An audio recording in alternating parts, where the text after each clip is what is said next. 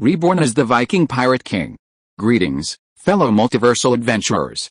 It's an honor to have you back in this saga that has us all hooked.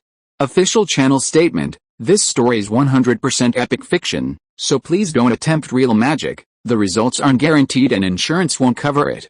The rights to this masterpiece belong entirely to its brilliant original author. We are just a barge sharing it with you.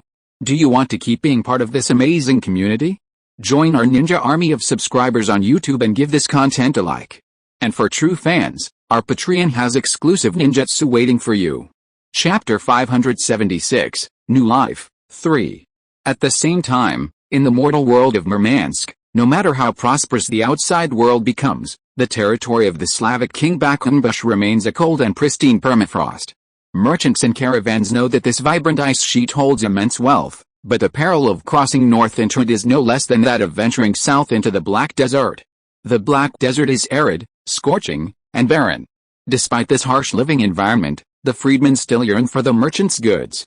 They hope that the merchants will bring spices, wheat flour, and the delicate tank silks, essential necessities for the freedmen. However, on the other side of the world, in Murmansk, the scene is quite different. Though equally desolate, the Slavic warriors thrive here. Despite the cold climate, wild animals like brown bears, wolves, mammoths, and boars are common sights in the frigid taiga. The Slavic warriors hunt, eat the meat, and skin it, living a life of ease and comfort. Even the limited wheat in their territory can be used to brew beer. For these strong men, meat and wine were heaven. The merchants' silk, glass, porcelain, and tea were of no use here. Instead, shepherds from the southern Avar Khanate occasionally sold barrels of fermented mare's milk and summer jackets made from sheepskin. Elizabeth, accompanying an Avar Khanate caravan, entered Murmansk. 13 years later, Elizabeth was no longer the girl she had been. In the Western continent, a wife's status often shifted dramatically with her husband's wealth. As a child, Elizabeth was an outcast in the eyes of the nobles of the Seven Kingdoms. Living with orphans in an orphanage, the nobles nicknamed her the Beggar Princess. Across the English Isles, the Mercian princess was a constant source of entertainment and conversation after meals. Yet, in just 13 years, the former Beggar Princess had transformed herself into the Queen of Normandy. Under the stewardship of Loki and Egbert, Normandy now possessed the power to rival the Byzantine Empire. But Elizabeth remained unhappy. Very unhappy. "Mom, it's so cold here." Elizabeth looked at her son beside her, reaching out to gently touch his face. This was her and Loki's eldest son, now 13 years old.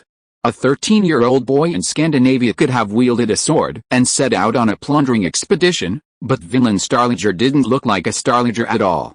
He was timid, quiet, and even, unsurprisingly, sometimes called cowardly. This was all thanks to her husband, who had been away for 5 years, his fate unknown.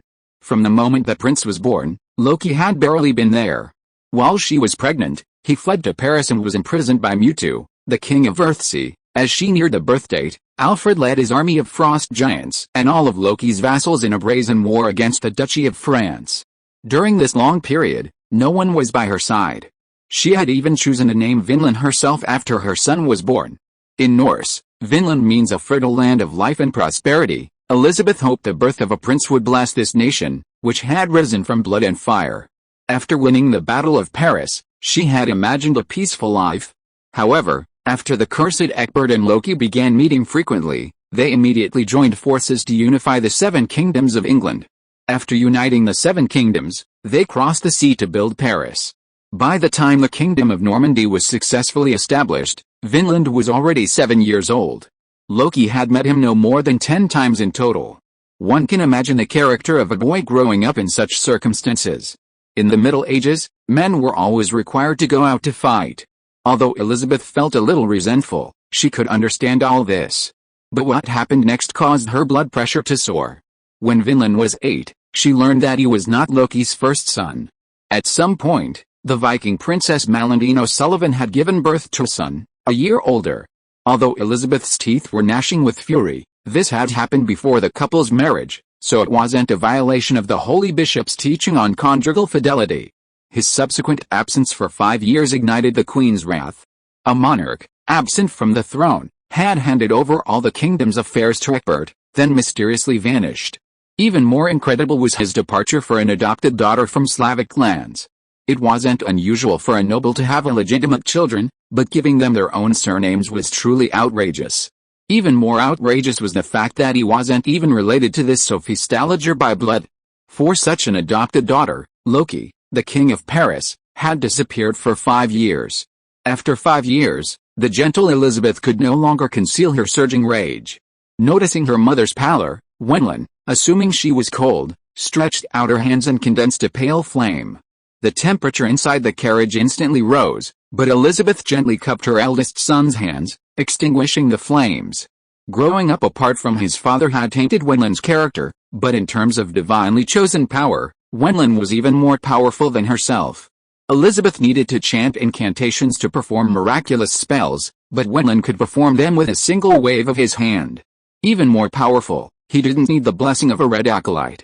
With only light, he could conjure any object from pure psychic energy. Elizabeth's mother, the Mercian Saint Ielena, hailed him as the Son of God. 5 years later, Elizabeth's patience had worn thin. She was only 32, still young enough to provide Loki with several more children. Even if he died in exile, she could remarry as soon as she knew the news. This wasn't for personal gain, but for her son. Remarrying would at least allow Wenlin to have a father who could serve as a role model before he reached puberty, rather than living a life of dependence on a woman. Prime Minister Egbert, acting as acting ruler, clearly knew where Loki had gone. For the first few years, he managed to keep the secret, but by the 5th year, even Egbert couldn't help but feel a pang of pity upon seeing Elizabeth.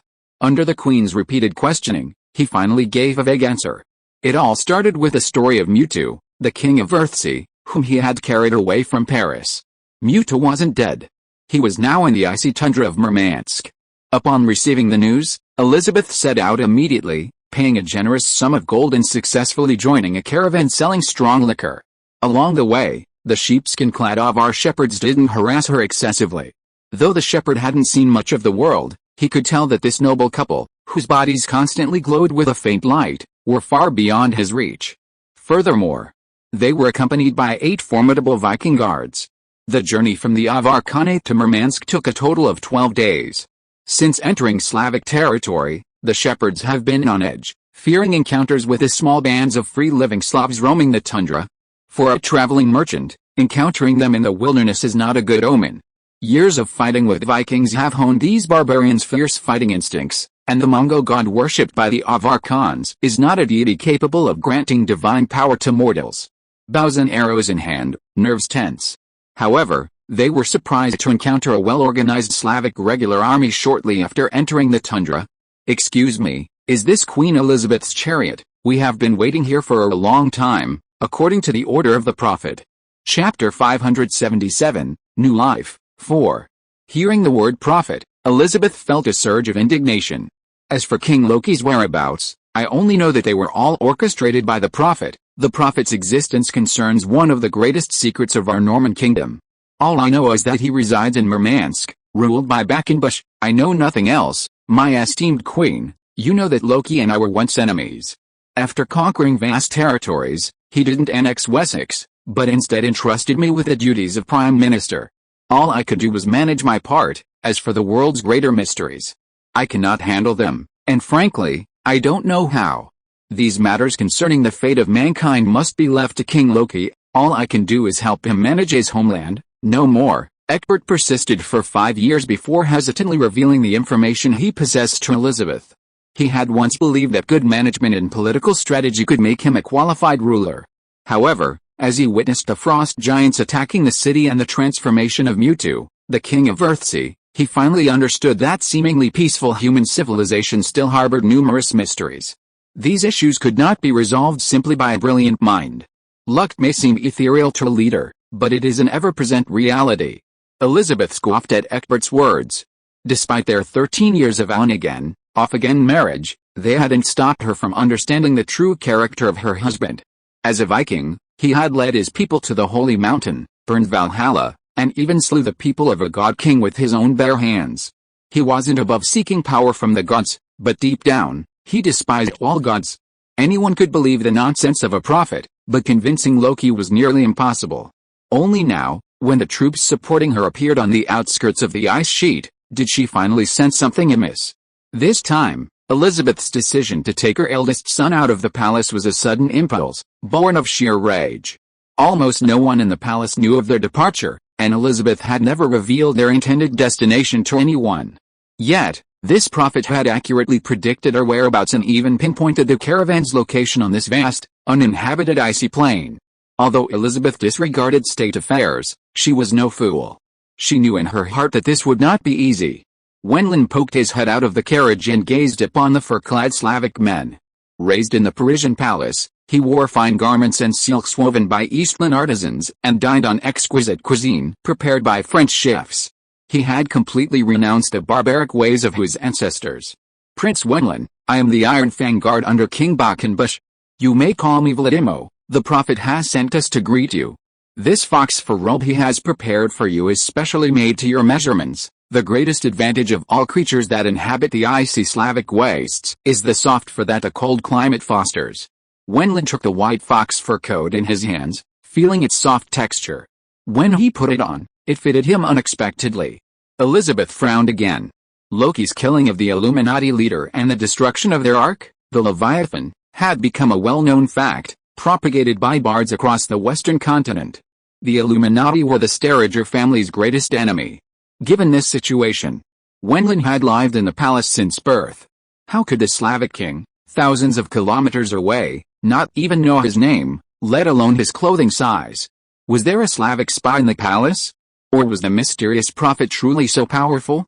For the rest of their journey, this group of Avarkan shepherds encountered no further Slavic harassment.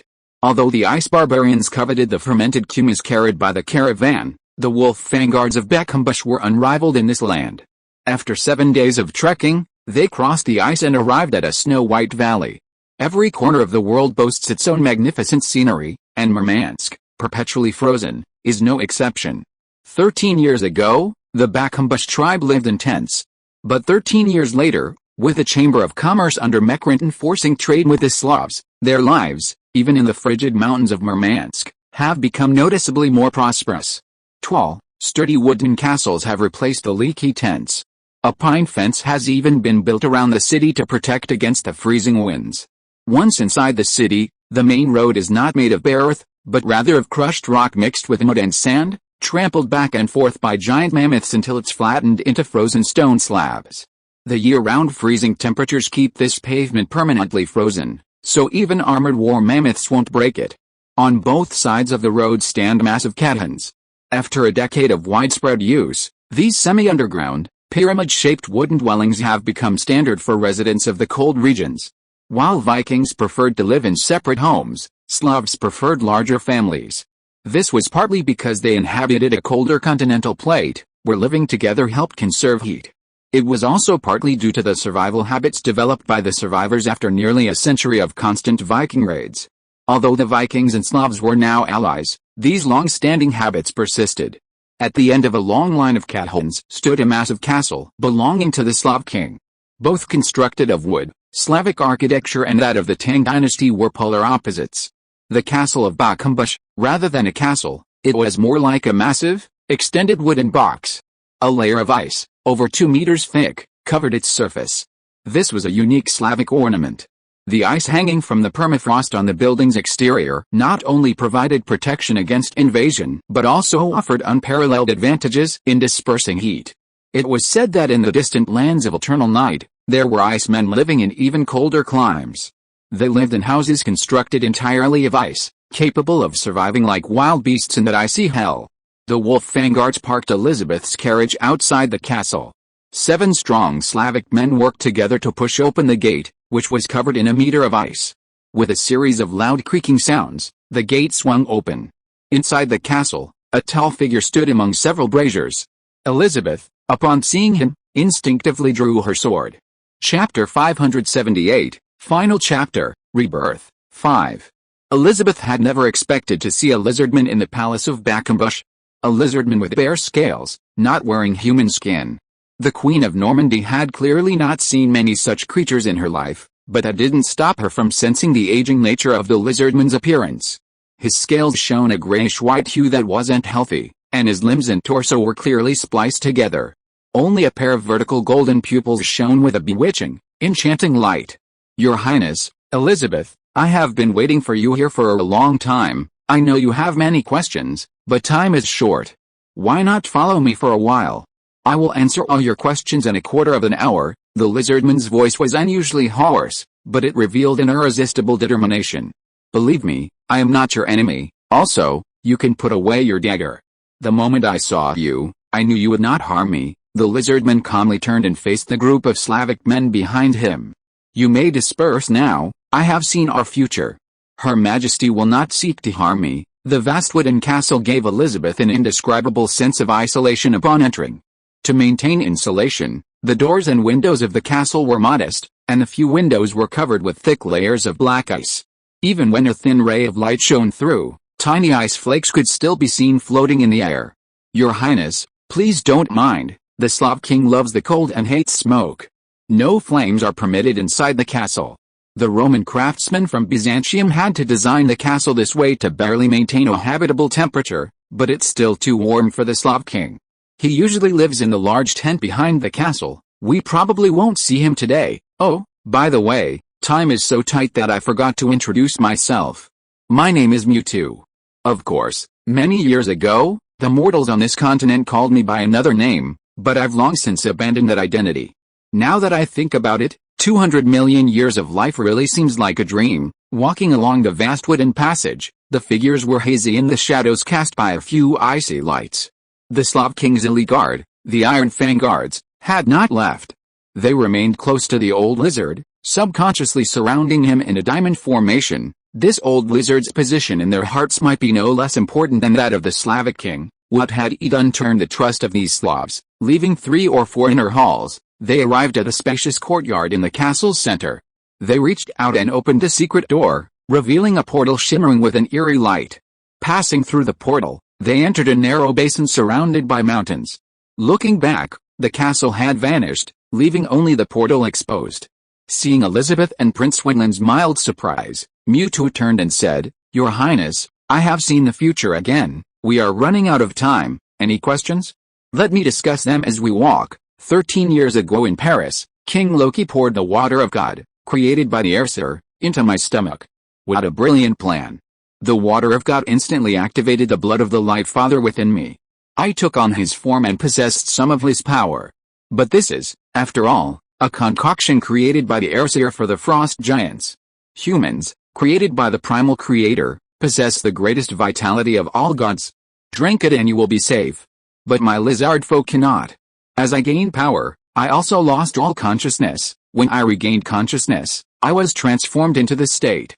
But unexpectedly, I have gained a certain ability to foresee the future. According to King Loki, my body has suffered irreversible damage, even weaker than a mortal, but my mind retains some of the abilities of the Light Father. Beyond the points, lines, and planes that make up all things in the world, time has begun to become as predictable as a dictionary in my eyes. I suspect this is due to the mutation that occurred in my body after I hastily drank the water of God.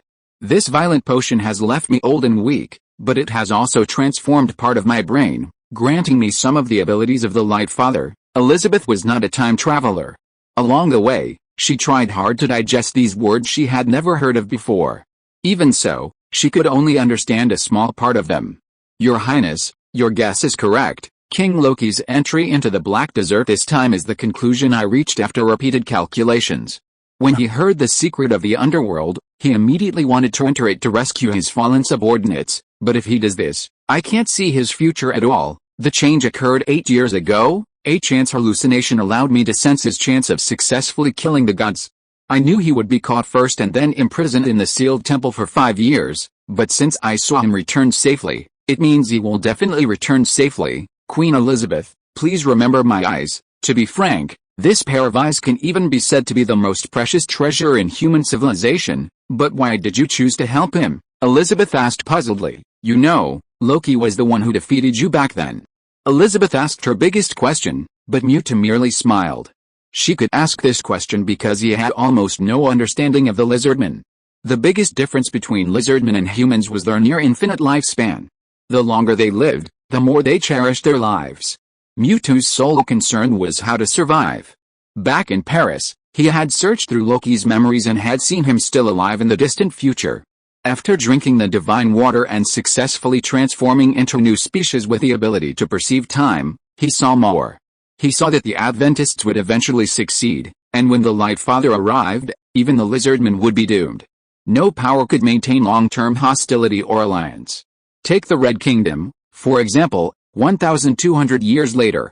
In its early days, the Russians were considered the Big Brother, but in just 20 years, Big Brother had become revisionist.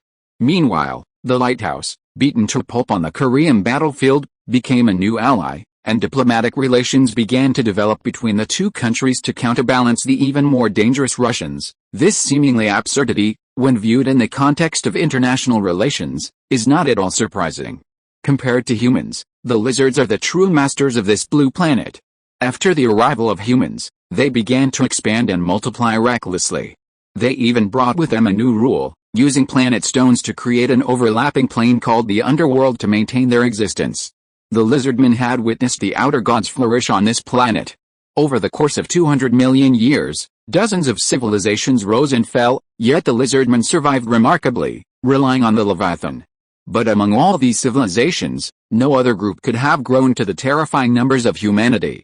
In just over 10,000 years, the human population has swelled to nearly 300 million, spreading across the entire planet. Forget 300 million mortals, even 300 million pigs, killing them one by one, would be enough to tire every member of the lizardmen to death. Even more terrifying is their continued rapid growth, not linearly, but exponentially. If it weren't for the frequent disturbances and wars waged by the 12 Illuminati leaders, this tribe's numbers would have exploded to an incredible scale in a short period of time. In the eyes of the leader, only by summoning the Great Father of Light could such a large number of mortals be eliminated. This was the only way to retake the planet. Muta disapproved of the Adventists within the Illuminati, but he didn't explicitly oppose them either. It wasn't until he was forced to drink the water of God that visions of the future flashed before his eyes. He saw golden beams descending from the sky, effortlessly destroying cities and buildings on Earth. The outer gods, hidden within human civilization, fled in droves. The light giants, leading their legions, slaughtered every living creature on the planet, including humans and the lizardmen themselves. This was an extremely terrifying future, and one that was almost inevitable. Muta didn't want to help anyone. He simply wanted to survive this apocalyptic catastrophe himself. To accomplish this, he needed Loki and his men to eliminate more members of the Adventists. The first step was to reclaim control of the underworld from the Adventists. Well, the timing is perfect. The journey's destination was a hot spring emitting billowing hot water. Outside the hot spring, a dozen strong Slavic men had already carried out corpses frozen in the ice from the ice coffins one after another. After 13 long years, these corpses were frozen in the ice, and all their characteristics were frozen before death. Soak. Muta roared, and with a sound of plop, plop water, the ice cubes were neatly thrown into the hot spring in the center of the canyon. The underground hot springs in the cold land generally have a water temperature of over 50 degrees. In the silent silence, Muta stared at the center of the hot spring. He was not panicked, because he had already seen what the future would hold. 5 minutes later. 10 minutes later. The calm water surface was silent except for the billowing steam. However, at this moment, a burst of fine bubbles suddenly appeared from the bottom of the water. The calm lake surface was stirred, and the water began to churn, until a strong young man jumped up from the bottom. Alfred, am back. End of Volume 9. Chapter 579, Gannicus Family Dinner. Why do Westerners kill their fathers and Easterners kill their sons? That's a question worth pondering. 12 candles lit on an exquisite dining table. Their flames illuminated each well-dressed guest and the exquisite plates stacked on the table. Even in Constantinople, few households could afford a complete set of jade plates and bowls to serve their food. Yet, on this table, the vibrant red steaks, the succulent white Atlantic cod, and the jet-black matsutake mushrooms dotted around the edges all betrayed the host's taste and style. Not to mention, all these exquisite delicacies were presented on gold-rimmed jade plates. The perfect combination of hard metal and cool jade is no easy feat. Gold inlaid with jade represents the highest level of craftsmanship of the era. The 12 guests at the long table weren't focused on the exquisite food. Instead, their gazes were fixed on an elderly man in a linen robe. They listened with relish to his story. The reason was simple. Inviting the chief scholar of ancient civilizations, Hoffmann Heinzli, To table in the Byzantine Empire was no easy feat. He wouldn't even attend the palace's annual Christmas celebration, let alone private gatherings hosted by the nobility. This time, finally, they saw the old man emerge from his tower. Everyone pricked up their ears, hanging on his every word. I believe everyone here must have heard of such a story. One day, a king received an oracle saying he will be killed by his son.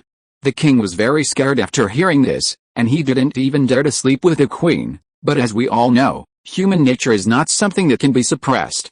One day, he drank too much and couldn't help it, and as a result, he gave birth to a son. You all know his name. His name is Oedipus. The king was so horrified at the birth of his son, so he threw him into the mountains.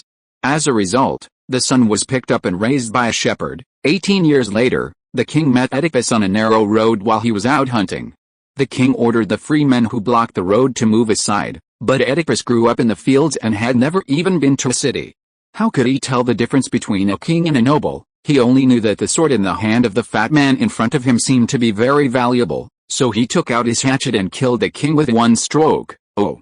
Is anyone not familiar with the story? It doesn't matter. My next story must be well known. Uranus, the god of the sky, imprisoned his children underground. As a result, his son Kronos castrated his biological father with a scythe and replaced Uranus as ruler. Kronos was not at ease after becoming the master of Mount Olympus, because before his death, Uranus said to him, I have seen your end. Your end will be the same as mine. You will die at the hands of your eldest son. Kronos is not the wimpy father that Oedipus was. He is one of the 12 titans. He would not do such a kind act as throwing his son into the mountains. As for suppressing his lust, that is even more impossible for a titan. Kronos continued to revel every night as usual, as long as he had offspring. His way of treating them was to devour them in one gulp, so he devoured 5 sons of the gods, until the 6th son, named Zeus, was born. His biological mother Rhea replaced him with a stone. Kronos swallowed the stone wrapped in cloth in one gulp. And the young Zeus survived by chance. I'm sure you all know the rest of the story. Zeus led his army to eliminate his biological father and all the titans, took control of Mount Olympus, and became the new god king. There are many similar stories. For a generous tip, the bards in the city's taverns can tell you at least 20 in a morning. Those of you born in Byzantium must have heard them so many times that your ears are calloused. You'll think it's nothing, isn't it just those old tales of the succession of kings? But believe me, killing one's own father and replacing him, such an act would be appalling and treasonous to our friends from the East Land. The voice of the chief scholar of ancient civilizations, though hoarse and aged, was remarkably clear. The banquet hall was silent, even the musicians put down their instruments when he began to speak. All the guests at the long table turned to look at the 2 East Land scholars dressed in fine silk. Their expressions were solemn, and they nodded gently. These 2 had recently arrived in the city and were the new Tang dynasty diplomats. Since the legalist school came to power, and with the stabilization of domestic affairs, they have extended their influence overseas. The previous diplomatic envoy, Fan Wang Liu, was dismissed and replaced by these 2 legalist disciples. Shang Junzi, codenamed Y, and Gu Huayan, codenamed Gui Shi. Hoffman extended a slender finger and smiled slightly. This time, he turned his head and looked at the Roman nobles at the other end of the long table. Now, let's change the subject and listen to some legends from the East Continent. 2,500 years ago, a man named Shun was born in the East Continent. Shun was very talented, but his father, Gu Sao, was a very confused man. He often beat and scolded him for no reason, but Shun never resisted. If the beatings were light, he endured it. If the beatings were heavy, he would run away to the wilderness and cry bitterly. The tribal leader, Yao, heard about this and admired Shun greatly, intending to promote him. Gu Sao was even more displeased when he heard this, and he joined forces with his son, Xiang, born to his concubine, to murder him. While repairing the roof, they deliberately pulled out the ladder and set fire to the house, intending to burn Shun to death. Shun narrowly escaped. When one plan failed, Gu Sao came up with another. This time, he asked Shun to dig a well, and Shun dutifully went. As soon as he reached the bottom of the well, he was buried alive. Fortunately, Yao's subordinates knew that his old father had evil intentions and rescued him in time. Shun was able to save his life again. Lord Hovel, if this happened to you, what would you do? Hoffman asked the initiator of today's banquet. This was a fat man in red sitting on the main seat. His name was Hovel Ganarchus, a sheriff and captain of 10,000 men. Like all Romans, his face was covered with a thick layer of white foundation, making him look like an actor on the stage. Haha, do you even need to ask this? Although my Gannicus family is not good at using force, if any head of the family dares to harm his offspring in this way, I must reward this young man who cleans up the family. Such a person is not worthy of being a father. He deserves to die. Hoffman turned his head again and looked at the two disciples of the legalists. He found that their faces were ashen and they did not make any response for a long time. I'm so sorry for the long wait. If you are listening to this novel on a channel other than Fanfic World, it means it was downloaded and re-uploaded without effort. We warmly invite you to visit our channel, Fanfic World. There you will find the original version of this story and many other novels of various genres. We look forward to seeing you dive into a world of incredible novels. Chapter 580, Gannicus Family Dinner, 2. The legalist mentor's silence stemmed from the fact that the story of 100 patiences to build a family was universally known in the East Land.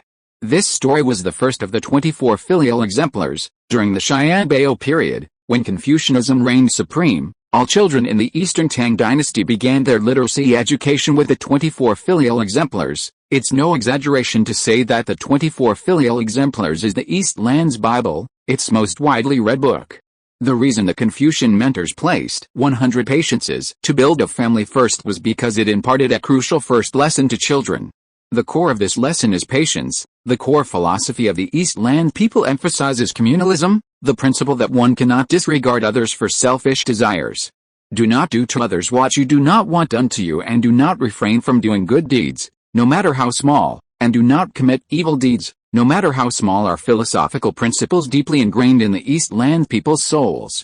In the eyes of Confucian scholars, self-restraint for the sake of family harmony, preserving one's father's reputation, and preventing family scandals from being aired publicly is the right course of action. Hoffman smiled as he gazed at the Roman nobles whispering at the long table. The dancing flames cast a fiery crimson on each of their powdered, white faces, like vibrant oil paintings. Dear gentlemen, please don't rush to express your opinions. I can see you're starting to have doubts. That's a good thing. It proves you're all individuals with independent minds. Let me finish my next story. This is also a story from the Eastern Land, called Guoju buries his son during a year of great disaster and food shortages. A man named Guoju planned to kill and bury one of his two sons to keep his elderly mother alive during the famine. His reasoning was, a son can be reborn, but you can only have one mother once a mother dies. There are no more. Mr. Lanning, do you understand his reasoning? Hoffman's question was directed to a handsome young man sitting next to Counselor Gannicus. Unlike the counselors and businessmen around him, who wore loose Roman robes, this handsome 17-year-old wore a well-cut, close-fitting tunic. Woven from gold thread, the tunic revealed his firm, snow-white pectoral muscles. The tailored garment perfectly outlined the youth's form. The slight amount of exposed skin didn't appear vulgar, but rather enhanced a youthful aura unique to young people. Even more striking was the fact that this handsome young man, named Sulaniying, was not Roman. He shared the same yellow skin and black hair as the two East Continent mentors. He was clearly a descendant of the Yanhuan people, originally from the Eastern Land Tang dynasty. He sat beside the portly counselor, like a proud peacock. Your Excellency, I grew up in the palace. Aside from dancing on tiptoe, I know little about the outside world. I only know that if a famine struck the dance academy, if I were in charge, I would save all the food and give it to the newly enrolled children. I know we can only take the academy so far. These seemingly insignificant children possess limitless potential. They could elevate this niche dance form, ballet, to even greater heights. If only we could make our dance known to the world. May every instructor at the dance academy rest in peace forever. Counselor Gannicus raised his glass, extremely pleased with the boy's response. After a gentle clink of glasses, the counselor emptied his glass, then leaned forward and gently kissed Sulaniying's earring. The 17-year-old blushed, but it was clear he gazed at the elderly counselor with unwavering love. The young legalist instructor choked on his drink at the sight. A proud young man from the Tang dynasty was publicly molested by a fat, greasy, pig-like foreigner. He instinctively reached for the scabbard hanging from his waist, but his instructor beside him gently flicked his sleeve beneath the long table. Remember, this is not the Tang dynasty, and we are not the masters here. Barbarians have their own ways. Do not impose our principles on them. Shang Junzi nodded, once again sitting upright. assuming the demeanor of a student listening to the Imperial Academy, attentively listening to the old scholar's lecture. During the Xianbei period, the country's extreme strength led to a widespread decadence throughout the Tang dynasty. This all stemmed from Li Longji, the grandfather of adultery, who abducted his daughter-in-law into his own house. If the upper beam is crooked, the lower beams will inevitably be crooked. Influenced by this trend, extravagance flourished among the Tang nobility, and homosexual intercourse was commonplace. But this was the Yuan period. The legalist mentor painstakingly reassembled a shattered nation. After a long and arduous campaign to reduce the power of the feudal lords, he restored sovereignty to the emperor. When the dust settled, they must stamp out extravagance. First and foremost, they must eradicate homosexuality. Over the past 60 years, the aftershocks of the Lushan rebellion have ravaged the Eastern Tang dynasty, which has lost nearly 40 million people. Now, finally reeling, men and women should unite and have children. If men dare to live as partners with other men, their efforts will be wasted, and they will fail to produce the children the kingdom so desperately needs. Haha. In the eyes of the legalist mentor, death is a word of mercy. It is for this very reason that the unnatural relationship between the young man from the eastern land and the counselor evokes such revulsion from Shangzhenzi. If you were in the Tang dynasty, he would unhesitatingly draw his dagger and slaughter them both right there at the dinner table. Through these 4 stories, I will call the Western continent culture centered on Rome the culture of patricide, and the Eastern continent culture centered on the Tang dynasty the culture of filicide. The formation of culture does not occur by chance. The popularity of a culture must be because it is beneficial to the development of an ethnic group, otherwise, it would be impossible to spread on a large scale. At this time, we might as well take a look at the exquisite hand-drawn map in Counselor Genix's home. When we focus our attention on the Tang dynasty, what do we see? What we see is a closed and fertile land. Hoffman stood up and walked to the edge of the map, extending his palm to point to the territory of the Tang dynasty. The southeast is surrounded by the sea, and to the west, towering mountains separate the Tang dynasty from India. To the north, the great Qin Emperor Yingzheng began building the Great Wall in the pre-Qin period to guard against the Xianbei and Khitan. With this wall, the Liangjiang River basin has become a vast, easily defended and difficult to attack fertile land. The fertile land nurtured by these mighty rivers is ideal for farming and settlement. In such an agricultural civilization, older elders are extremely useful. There's an old saying on the East continent, an elder in the family is like a treasure. In the 2 pursuits of cultivating the fields and raising livestock, the elders can use their rich experience to provide greater assistance to the community. They have survived long enough to experience everything this land has to offer. The elders can keenly judge the weather for future rain, use their experience to determine whether to stockpile food this year, and use their innate knowledge to determine if livestock are sick and need to be slaughtered early. In the story of Guoju burying his son, the impoverished farmer Guoju appears to be fulfilling his filial duty, but could it actually be a desire for better survival? In his family, his mother, the oldest, possesses the most extensive farming experience. After decades of repetitive farming through the 4 seasons, no one knows her family's few acres of land and a dozen or so livestock better than this old woman. She can accurately predict the year's harvest in the spring, determining whether the livestock's listlessness is due to hunger or illness. She can also accurately calculate in the autumn to reserve food and seeds for the coming year. Every family member knows that as long as their mother is alive, they will never starve, regardless of good or bad times. On the other hand, keeping her son alive simply adds another laborer to the family. A teenager consumes far more food than an elderly person, and in a year of disaster, survival is simply not an option. Executing a person with a 90% chance of death to allow the family leader to survive. All of this seems to be done in the name of loyalty and filial piety, but if we expand our perspective to encompass the entirety of agricultural civilization, perhaps this choice is the optimal solution to allow more of our tribe to survive. Chapter 581, Ganika's Family Dinner, 3. Chief Mr. Hoffman's language seemed to possess a magical power of simplicity, allowing his meaning to be instantly understood in just a few words. The murmur of discussion arose again from the long table, but this time, the nobles nodded in agreement.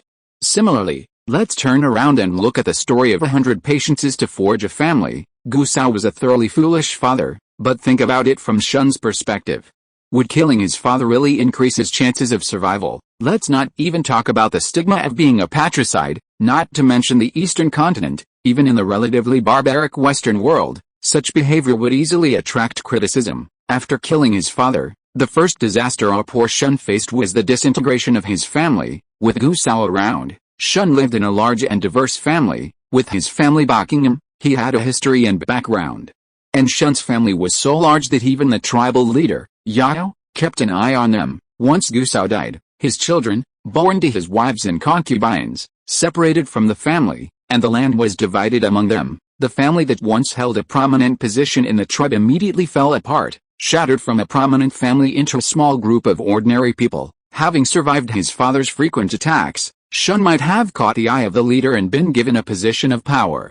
But without the protection of his family, our poor Shun wouldn't even get a share of the family fortune. Even a quiet farmer wouldn't have much land. What future could he have? Ambassador, am I right? Despite his high tower, Hoffman was no stranger to socializing. He knew the two newly arrived East Continent ambassadors were the most important guests at today's gathering, so he always made sure to consider them, ensuring they wouldn't feel left out in a foreign land. Gu Huayin raised his hands and respectfully performed the East Continent handclasp. Sir, you are truly talented. If I hadn't seen it with my own eyes, I'd have never believed you were a Roman who grew up in the Byzantine Empire. You have an incredibly precise grasp of the hearts of both the East Continent nobles and the common people. These words came from the heart, for Gu Huayin had never seen a Westerner so accurately distill Eastern culture and make it a topic of conversation at the table. It seemed the rumors within the school before their departure were true. The meisters of the citadel were no empty-headed fools, they possessed genuine wisdom. And on the other hand, let's turn our attention to the Western continent. If we place the Great Byzantium at the center, what do we see? Yes, we see vast expanses of ocean, and within them, bizarre archipelagos, peninsulas, and islands. Hoffman pointed again at the almond tart covered in almond cream in the center of the table. If the Tang dynasty in the east is likened to this tempting pie, then our countries in the western continent are the disheveled grilled scallops next to it. Several islands have small plots of fertile land, but due to the monsoon and climate, we can only grow a limited number of crops on the islands. For example, the Apennine Peninsula is rich in olives, Sicily is rich in spices. We know that olives and spices are both good things. Olives can be pressed into olive oil, which makes our skin more lustrous and gives us more energy to work. Spices can be used to marinate meat, allowing the hard-earned meat to be preserved for longer, and can also create cooking, a skill that seems to be known by everyone, but few people truly master. But one thing we have to admit is that olive oil and spices can't fill our stomachs. To truly survive, what we need is wheat, cheese, and these seemingly worthless low-end crops, and the yield of these crops is not high on the Apennine Peninsula. We must trade with the French and exchange our goods for the wheat in their fields. We don't have the vast and fertile land of the Tang dynasty in the east, so we can only maximize the use of fast-moving ships between islands for trade. Navigation has little to do with the elderly, whether it's rowing the oars or raising the sails. It requires the strong arms of young people. The vast ocean is so mysterious that every voyage could result in a huge deviation. In this situation, it's the young who need to use their abundant physical strength and adventurous spirit to find the way. The experience of the elderly may not be helpful in the ever-changing sea, but may even become a burden. In a maritime civilization, the elderly are destined to be eliminated. That's why we can see that in the villages of the eastern continent, there are tablets dedicated to the elders of the tribe. Their so-called gods are white-bearded old men one after another, and in the Great Byzantine Empire, the statues erected in the squares and streets are all handsome young men and women. Skilled craftsmen use their chisels to precisely carve out the muscles that embody youthful strength. This is the strength that is constantly praised in our culture. It is reflected in other aspects, including our quadrennial Olympic Games, which have been passed down from the ancient Roman era to the present day. The participants in all events are young people full of vigor and vitality. Today, I saw two legalist mentors attending our party, and I couldn't help but feel that there are only two countries in the world that have never perished since their birth. One is the Great Rome, the other is the Tang dynasty in the east, in the new era of the rise of the Academy City. I was surprised to find that our patricidal culture could actually affect the Tang people far away in the East continent. They were actually influenced by us and began to migrate without knowing it. At this moment, the two East continent mentors are sitting at the same table with us. I propose that everyone toast to the Great Rome. Cheers to the mutual integration of civilizations. Cheers! All the guests on the long table raised their glasses and exclaimed in surprise. Brilliant, truly brilliant. Yes, to be able to so profoundly and simply articulate the deepest conflicts within civilization. The Grand Secretary's ingenuity truly astounds me. Several generals, clad in crimson, rose to their feet and applauded. They were centurions of the city defense forces under Senator Gannicus. Although Senator Gannicus was a lithe, nearly 200-pound man, his family had been responsible for the defense of Constantinople's walls for generations. As the only senator in the city commanding a significant military, his power was, in some ways, greater than that of the emperor. Behind the generals, a Byzantine merchant wearing a tall crown had already slipped through the crowd and approached Hoffman. I've always said it. Meisters shouldn't always live in the towers of the citadel. It's necessary to step out and teach us ordinary people a lesson. My name is Sergil Punic, and I'm a gladiator lord. This weekend, I'm hosting a banquet at my residence for the mayor's family. Several of the city's most respected councillors will also be in attendance, including Oberon Mikhail, the youngest daughter of the Mikhail family. We hope you'll join us so we can continue to listen to your teachings. The duelist lord held out his hands and duly handed over a business card. Hoffman didn't immediately accept. Instead, he smiled, took the card into his arms, and clasped his hands together in a gesture of gratitude. As the sky darkened, servants cleared the long table of plates and cups, presenting plates of fragrant, spiced straw paper cigarettes and several large crystal pots filled with steaming dark red tea. I know your country's Yabuli tobacco is quite good, but since you're in the Western continent, why not try some Arabic spiced tobacco? It pairs perfectly with a cup of rich black tea. The two legal scholars politely declined. Spiced tobacco first became popular not in the Byzantine Empire, but in the Eastern Tang dynasty during the Xianbei era. Almost every wealthy Tang noble enjoyed a cigarette after a meal. When the legalist school came to power, this type of tobacco was strictly prohibited. Legalist teachers discovered that it wasn't laced with spices, but rather a variety of soft toxins that stimulated the spiritual consciousness. Long-term use was not only highly addictive but also caused general weakness and stagnation, completely blocking the six senses that allow mortals to absorb the spiritual energy of heaven and earth.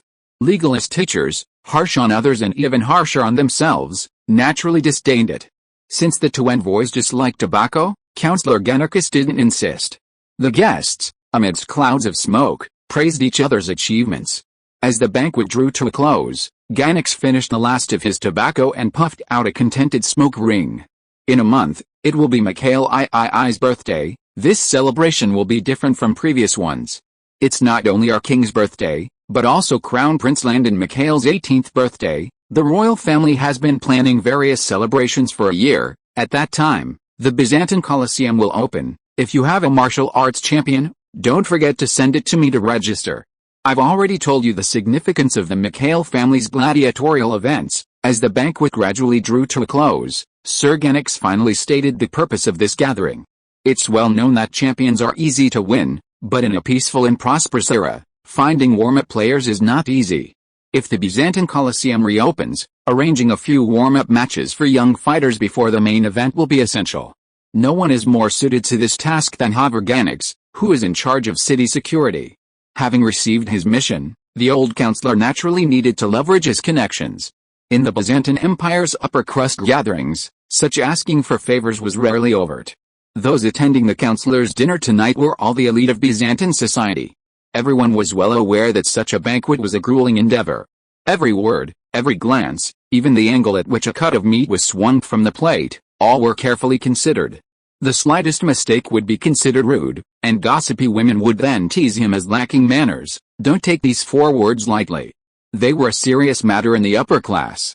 For this reason, Councillor Gannicus, at the last moment before the banquet ended, presented his request in a tone that was almost nonchalant. His goal had been achieved. There was no need to keep them in jail any longer. With a gentle clap of his hands, he stood up and declared the dinner over. Servants waiting outside the banquet hall filed in, greeted their respective masters, and led them back to their carriages. As the guests departed one after another, Councillor Gannicus cordially escorted the 2 legal scholars to their residence and personally arranged a carriage to take them back to the embassy. When he returned to the banquet hall, the long table had been cleared and all the servants had departed. The dim hall was illuminated only by the crimson glow of a few torches hanging from the walls. These flares illuminated 2 figures still within. One was the chief scholar of ancient civilizations, Hoffman Hinseli. The other, hidden in the shadows of the flames, wore a pristine white linen tunic, the attire reserved for butlers in aristocratic households. The butler was the only servant present at the gathering who could observe from a distance. Although his presence had been low during the gathering, no word escaped his ears. The unassuming butler stepped forward. He didn't order his servants to clear the table, nor did he bow to his host. He walked to the center of the long table, looked around, and after confirming that no one was around, he reached out his left hand and gently knocked on the table in front of him. In the shadows, he whispered 2 words. Meeting. Chapter 582, Gynicus Family Dinner, 4. 2 months have passed. We can conclude that Lord of Twilight, Sardan, is dead, all our spies in the Black Desert have been eradicated, and the 5 temples have returned to the hands of the free people. I received the latest intelligence this afternoon. All the free people imprisoned in the City of the Dead have been released. The newest ruler of the underworld is Nefertiti, sealed within the mask of Horus 2,000 years ago. Everything happening now is still the aftershocks of Loki's destruction of the Leviathan. Upon hearing this news, the most terrified of the 3 present was the massive Counselor Gynicus, who reflexively jumped up from his chair. What about my clients? Their bodies are still preserved in the Temple of Anubis. Beneath Counselor Gynicus's human form lies Fitzroy, the Lord of Twilight, one of the 12 lords of the Illuminati. Having spent millennia lurking within the Byzantine Empire, Fitzroy had worn human skin for so long that he had gradually developed a merchant's mindset. As Mr. Hoffman had said at the dinner table, the Western continent's continued prosperity for millennia was based on the pioneering efforts of young people to develop commerce. The spirit of contract, a uniquely commercial principle, was a social norm shared by all merchants across the Western continent. From the moment 2 merchants shook hands and concluded a deal, the contract was established. Once established, the client's demands must be met. 1,000 years earlier, when the Roman consuls adopted a laissez-faire attitude towards the freedmen of the Black Desert, the Illuminati had already begun infiltrating the desert. Millennia later, several temples had fallen under the cover of Illuminati followers, and even Osiris, the Egyptian god of the underworld, was firmly under the control of the Lord of Dusk. Fitzroy, the Lord of Twilight, and Sardan, the Lord of Dusk, seamlessly coordinated this commercial route. With one in charge of commerce and the other of technology, they rapidly penetrated the heart of the Byzantine Empire. No mortal living in the mortal realm could resist the allure of immortality. The Illuminati's foothold in Byzantine high society was secured thanks to the covert connections of the Lord of Twilight, Fitzroy, who performed resurrection rituals for numerous Roman nobles. As his business grew, many nobles completely lost their fear of death. They began to view death and entry into the underworld as a journey through another realm. Upon re-death as spirits, Stygian priests would reinstate their souls into their stored corpses, thus granting them a second life. Not all nobles sought immediate resurrection after death. A considerable number of higher-ranking nobles, having witnessed all the mysteries of this era, chose to seal their bodies in Mercury palaces, awaiting a rebirth in the future. However, by then, Sardan had died, and all Illuminati followers had been uprooted from the depths of the Black Desert. For Fitzroy, this was devastating news. While the devastating news might be concealed for a short period, it would inevitably be exposed 10 or 20 years from now. This clientele, comprised of senators, high-ranking nobles, and the kingdom's wealthy, was no pushover. Fitzroy's emotions were quite complex. But surprisingly, the butler, seated in the upper seat, showed little emotion. For the past few hundred years, our companions have been living too comfortably. First, it started with that old fellow, Mewtwo, launching the Carolingian Renaissance, hoping to civilize these foolish humans. But after just over 100 years, the enlightenment of the mortals has made them 10 times more difficult to deal with. That old fellow, Mewtwo, even got himself killed by his own hands. Then there was this ignorant Sardinian. The mortal population is approaching 200 million, and we only have a few thousand. With a Leviathan destroyed, to put it bluntly, we're a bunch of destitute people.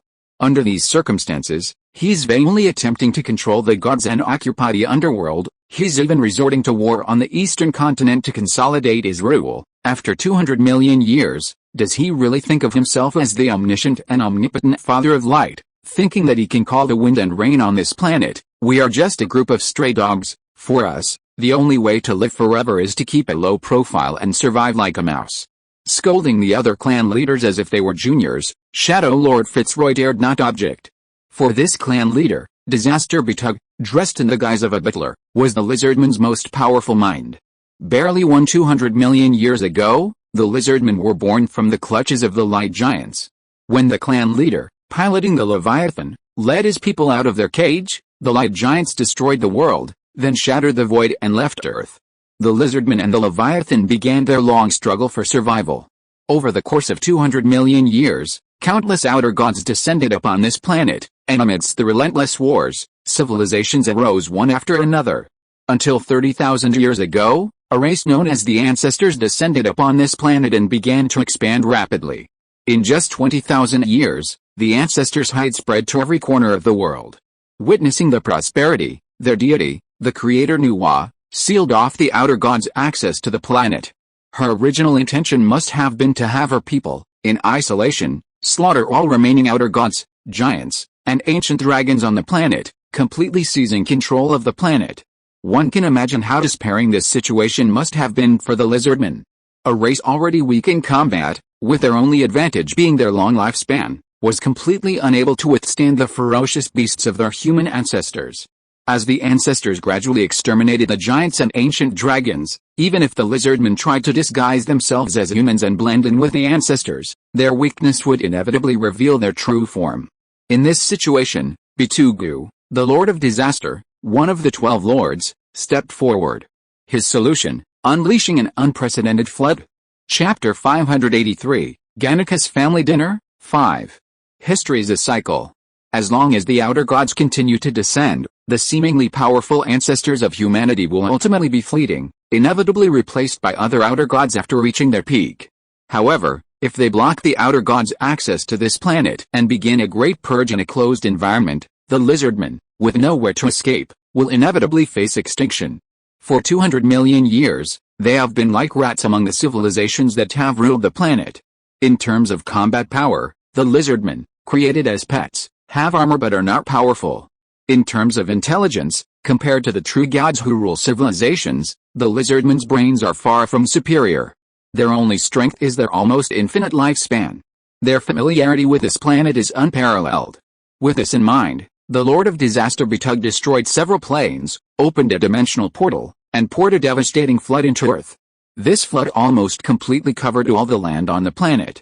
All civilizations have records and legends about this prehistoric flood. For example, the Eastern Root legend tells of a decisive battle between the fire god Hiran and the water god Gonggong. After his defeat, Gonggong angrily crashed into Mount Bashao, shattering the pillars of heaven and causing the sky to collapse, unleashing a devastating flood. Mencius, 10 Wanggong records, during the time of Yao, the world was still not at peace. Floods swept across the land, overflowing the earth. Water flowed backwards, flooding China. Huinanzi, Lanming soon states, in ancient times, the 4 poles were destroyed, the 9 provinces were torn apart, the sky could not cover everything, the earth could not support everything, fires blazed without extinguishing, and waters flowed without stopping. Another example is the biblical story, recorded by Mutu, the Lord of the earth and the sea, in which God sent a natural disaster upon humanity, leaving only the shining Noah to lead a small group of wild animals to escape the calamity. This is the famous Noah's Ark. Then there's the ancient Babylonian civilization, where the Sumerians inscribed the epic poem The Epic of Gilgamesh using cuneiform on mudstone tablets. The gods wanted to punish humanity with a flood, but Enlil, the god of wind and rain, instructed the priests to build a large ship to take birds and beasts aboard to escape the calamity. These stories were so widespread that they are still passed down from mouth to mouth, millennia later. Despite their formidable fighting prowess and enduring vitality, the ancients were not sea creatures and had to survive on land, relying on the air. A sudden flood wiped out 99% of the ancients. The few survivors, relying on a mysterious prophecy bestowed by the ancient gods, built an ark to survive. When the floodwaters receded and the flooded land reappeared, the remaining ancients discovered that the once scattered oceans were now completely connected. Land travel, once accomplished by sprinting, became a formidable task. The remaining ancients on the ark faced an endless expanse of ocean, unfamiliar lands, and a homeless population. To maintain their tribe, the survivors relied on inbreeding. Within just a few thousand years, the ancient peoples began to rapidly decline. 20,000 years later, when human cities were rebuilt in the Mesopotamian region and along the Nile, they were forced to welcome the return of the outer gods, humbly worshipping them in the vain hope of regaining power from them. few in human civilization know this hidden history. But for the 12 Illuminati leaders who orchestrated and witnessed everything, it was no secret. In a sense, Bitugu, the Lord of Disaster, single-handedly destroyed the mighty ancient peoples. Therefore, even though Fitzroy, the Lord of Shadows, was also one of the 12 leaders, he unconditionally listened to every suggestion Bitugu offered. After all, he was the hero who had brought the ancient people a respite after their destruction. There's no need to discuss our dead companions, all we can do is assess their mistakes and move on to the next mission. Fitzroy and the chief scholar of ancient civilizations who was sitting beside him nodded at the same time. The firelight reflected in their pupils, and the golden vertical pupils could be seen without disguise. Although Sardan was stupid, before his death, he found a crucial clue for us. In the Henan Road province of the Tang dynasty in the east, there is a space-time rift that has survived from the pre-Qin era to the present day. Using this rift, they conceal the souls of the outer gods in mortal bodies, and then use the soul summoning ritual to project the souls into the human world. If the news had not leaked halfway, they would have almost succeeded.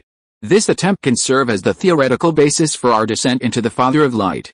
As long as we obtain a qualified host, this path is bound to be feasible.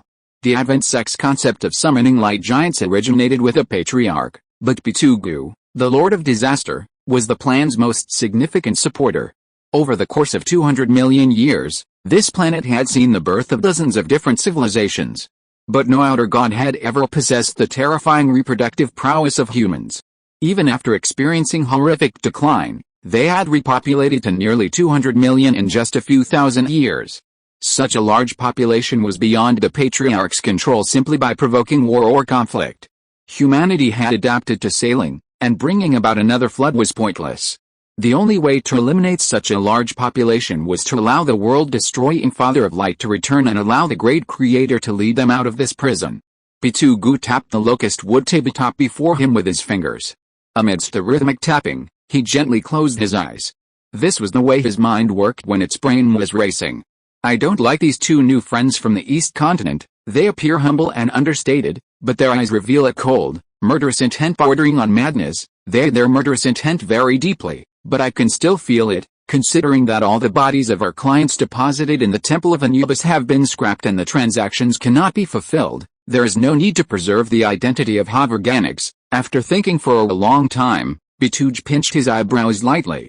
Looking at his two companions, he gave instructions carefully. Tonight, I want you to kill my little lover Sulaniang, and then take off this human skin and let the two bodies die in the manner. No need to make any additional arrangements, just a normal death will be fine. As one of the 12 lords, Fitzroy immediately understood the brilliance of this plan. For a businessman in debt, the best way to deal with it is to die in public. After all, he has never exposed his identity as the Lizardman Lord in public. In the eyes of outsiders, this fat man just has a good relationship with the free people of the Black Desert through several adventures. He can no longer cash in all the corpses stored in the Temple of Anubis. If he wants to get rid of this bad debt, death is the simplest and crudest way. On the other hand, everyone in the Western continent knows the hatred of the legalists for homosexuals. The East Continent dancer Sulaniang and Senator Genix both died. In particular, this tragedy happened on the eve of the birthdays of 2 generations of emperors of the Mikhail family.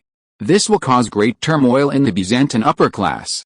It only requires the lurking Illuminati believers to blow the whistle, and the generals attending the dinner tonight to write a testimony with the same caliber. If we are lucky, we might even be able to trigger a diplomatic incident and make the rulers of Eastland replace these 2 legalist mentors with more conservative diplomats. If not, at least it can serve as a warning to these 2 legalist mentors. Tell them that the Illuminati members stationed in this city are not soft persimmons that they can easily squeeze. I hope they know that this is our home ground, and we are fully prepared to deal with them to the end. 30,000 years ago, I wiped out their ancestors from this planet, and now, I will use the same method to wipe them all out when the Father of Light comes. To wipe out the human race with a population of over 200 million from this planet, such an arrogant goal is pure wishful thinking when spoken by someone else, but the man in front of him is, after all, the Lord of Disaster Bitugu, who once almost exterminated the ancestors. His ability is so strong that the Patriarch confidently placed him in Constantinople, the heart of the Western continent. Several subordinates nodded. They also have an almost blind confidence in this leader, and everyone spares no effort to carry out any tasks given by him. After the departure of Lord of Shadows Fitzroy, the only person left in the slightly empty lobby is the chief scholar of ancient civilizations, Hoffman Heinzeley. Betug still tapped the table lightly with his fingers. After a long time, he spoke again. After Ganix played the card, "Today may be the last time we meet in this castle. Since I put on this human skin, I have been a housekeeper in this castle for 10 years. Frankly, I like working here very much. Every day I tend to the flowers and plants, purchase food, develop delicious food with the chefs, and interview new maids. It's much more wonderful than my previous life as a noble." Hoffman blinked once again, revealing the golden, vertical pupils of a lizardman. This was the only possible flaw they revealed after donning human skin. Under normal circumstances, the pale blue blood flowing through the lizardmen's bodies was always ice cold. They rarely displayed the same passionate emotions as humans, but once emotional fluctuations erupted, their pupils would dilate uncontrollably, sometimes replacing human pupils to reveal their lizard eyes. A proverb in human civilization runs, "There's only a fine line between genius and madness." Anyone who could walk that fine line was a rare prodigy. Hoffman was grateful that within his tribe, powerful individuals with creative minds like the Patriarch and the Lord of Disaster, Bitugu, had emerged. Of course, there were also the scum of the tribe, like the Lord of Earthsea, Mewtwo. If he hadn't advocated escaping from the Light Father 200 million years ago, perhaps the tribe would still be basking in his boundless power. If he hadn't compiled the Bible for human civilization and unified the Western continent's writing system, mortals wouldn't be as difficult to deal with as they are today. Your work is excellent. It seems the clan leader made the right decision to transfer you from the Eastern continent. Your knowledge is more than enough to support you continuing to wear this skin and lurk in the Citadel. As the Illuminati's leader on the Western continent, Lord of Disaster, Bituge, has his sights set not on one city but on all the surrounding Mediterranean nations. No sooner had the Citadel sent an expedition than Sardinia perished. These scholars must have had numerous connections with the people of the Eastern continent, the Freemen, and even the Vikings.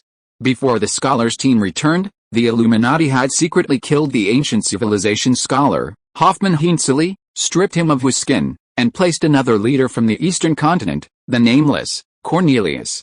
No one in the city knew of Cornelius's arrival except himself and Lord of Twilight, Fitzroy. And Cornelius lived up to his expectations.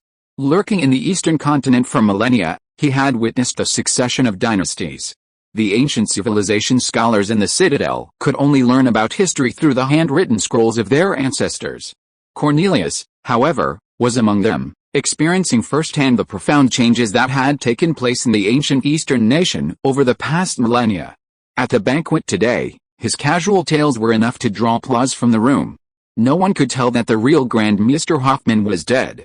Now, another soul resided within him. Lord of Disaster, Bituge, needed Cornelius' help because he needed to plant a stake deep within the Citadel. This stake had to be powerful enough. The Patriarch, out of absolute trust in him, immediately dispatched his most capable subordinate, understanding the importance of the Western continent. You, me, Fitzroy, and Myra, lurking at the Pope's side. 4 patriarchs gathered in Constantinople. It's not a spectacle you see often, with those spies from the Zoroastrians and the Holy Church roaming nearby daily. I'm not sure if Fitzroy, Myra, and I have revealed our identities. But I bet no one in the city is aware of your sudden arrival. You will serve as our surprise ally in this unnoticed corner of our plan, playing a vital role. At this time, more than 2 months had passed since Satan's death. All the members of the Hashma gang had returned to Constantinople, but the scholars were nowhere to be seen. Conley once approached Mohammed Hash, but the answer he got was that the scholars had not completed their research. They had voluntarily left the Hashma gang and stayed in the desert without permission. Afterwards, Old Hash took out Mergwin's letter. This move once again aroused the suspicion of the unknown Conley. He urgently needed to know what had happened in the depths of the desert. At the hands of which force did the Lord of Dusk, Satan, die? And what research were the scholars conducting at this time? Why did they stay in the Black Desert for so long and did not choose to return? However, in the face of these questions, Mohammed Hash behaved like a duck hearing thunder. He knew nothing about anything. A 4,000-word chapter, only one chapter today. Chapter 584, Vatican Trial. Every ancient Roman city had a spacious square at its center. This square, forbidden to carriages, served as a gathering place for the city's elderly, women, and children. In larger ducal fortresses, the square often connected to the church, serving as the only route for parishioners to attend church services each weekend. The Holy Episcopal Church dictated 1/7 of the lives of all prisoners. On Sundays, all citizens were required to lay down their possessions and attend church services. This was a common custom among parishioners, observed weekly from birth. Wealthy churches would set up long tables in the square after weekly services and distribute food free of charge to passers-by. Regardless of race or faith, those who ate were required only to listen to a few gospel prayers recited by the priest. Before leaving, the priest would gently hold the pagan's hand and assure them that the Holy Episcopal Church would be their refuge, no matter what difficulties they faced. The sheer size of a city like Constantinople necessitated its division into 5 districts, each containing a square. Of course, the largest square remains the Victory Gate, adjacent to the Hagia Sophia. The cathedral stands at one end of the square, while the other connects to Constantinople's iconic landmarks, the Great Baths and the Colosseum. The Senate is also located not far from the square. Every morning and evening, the white-robed Senate speaker stands on a raised platform, announcing the council's latest policies and important news from the kingdom. The next morning, a piece of news first caught the ears of every citizen passing through the square. Kurganix, the captain of the Constantinople walls, and his lover, Sulaniang, were found dead in Senator Ganix's bedroom. The city defense brigade has begun an investigation into the deaths. Preliminary investigations suggest a new diplomat from the East continent may be involved. Just an hour later, Shangzhenzi and Gu Huayan were standing in the center of the Inquisition. The 2 legalist mentors were summoned by the torture monks the moment they woke up in the morning. In the Byzantine Empire, the power of the Holy Church was so immense that the 3 most important events in a mortal's life, birth, marriage, and death, were handled by the Church. In this country, the king had no judicial power. Civilians suspected of crimes in the city, unless they were members of the Holy Church, were handed over to the Inquisition. They showed no mercy to these filthy individuals, unbaptized by holy water.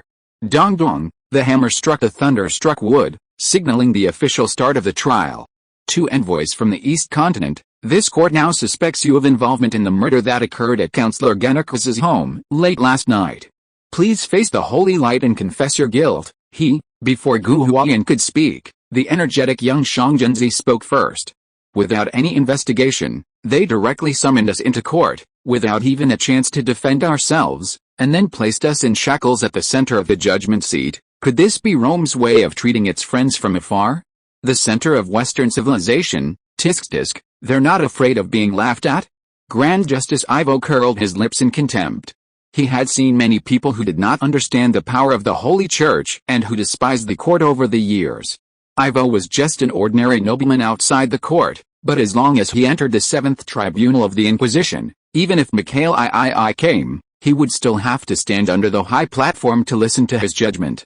To put it bluntly, Grand Justice Ivo was the absolute true god on this world. In his eyes, all pagans could not be called human beings. In the past, faced with such a situation, he would not say a word at all, and the torture monks would directly wield the spike whip and peel off a layer of their skin.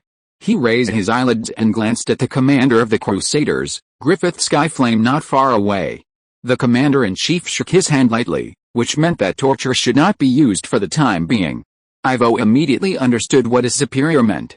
60 years ago, even if a Tang pariah broke a law in this city, they would treat him with the etiquette of aristocrats. During the Kang era of prosperity, the wealth of Tang merchants astounded the Romans. They simply couldn't afford to offend the arrogant Tang people. Today, the Eastern Tang no longer holds the same status it once did, but it's undeniable that the Tang Empire, gradually recovering from the ravages of war, remains one of the greatest powers in the known world.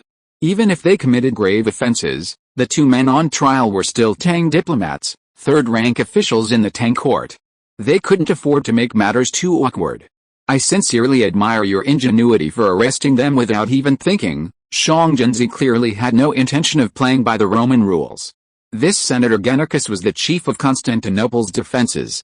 Over half of the prisoners on Byzantine death row were personally captured and imprisoned by his men. News of the senator's death spread throughout the city, and there were at least 8,000 or 10,000 gang members intent on killing him. And yet, you arrested us too instead.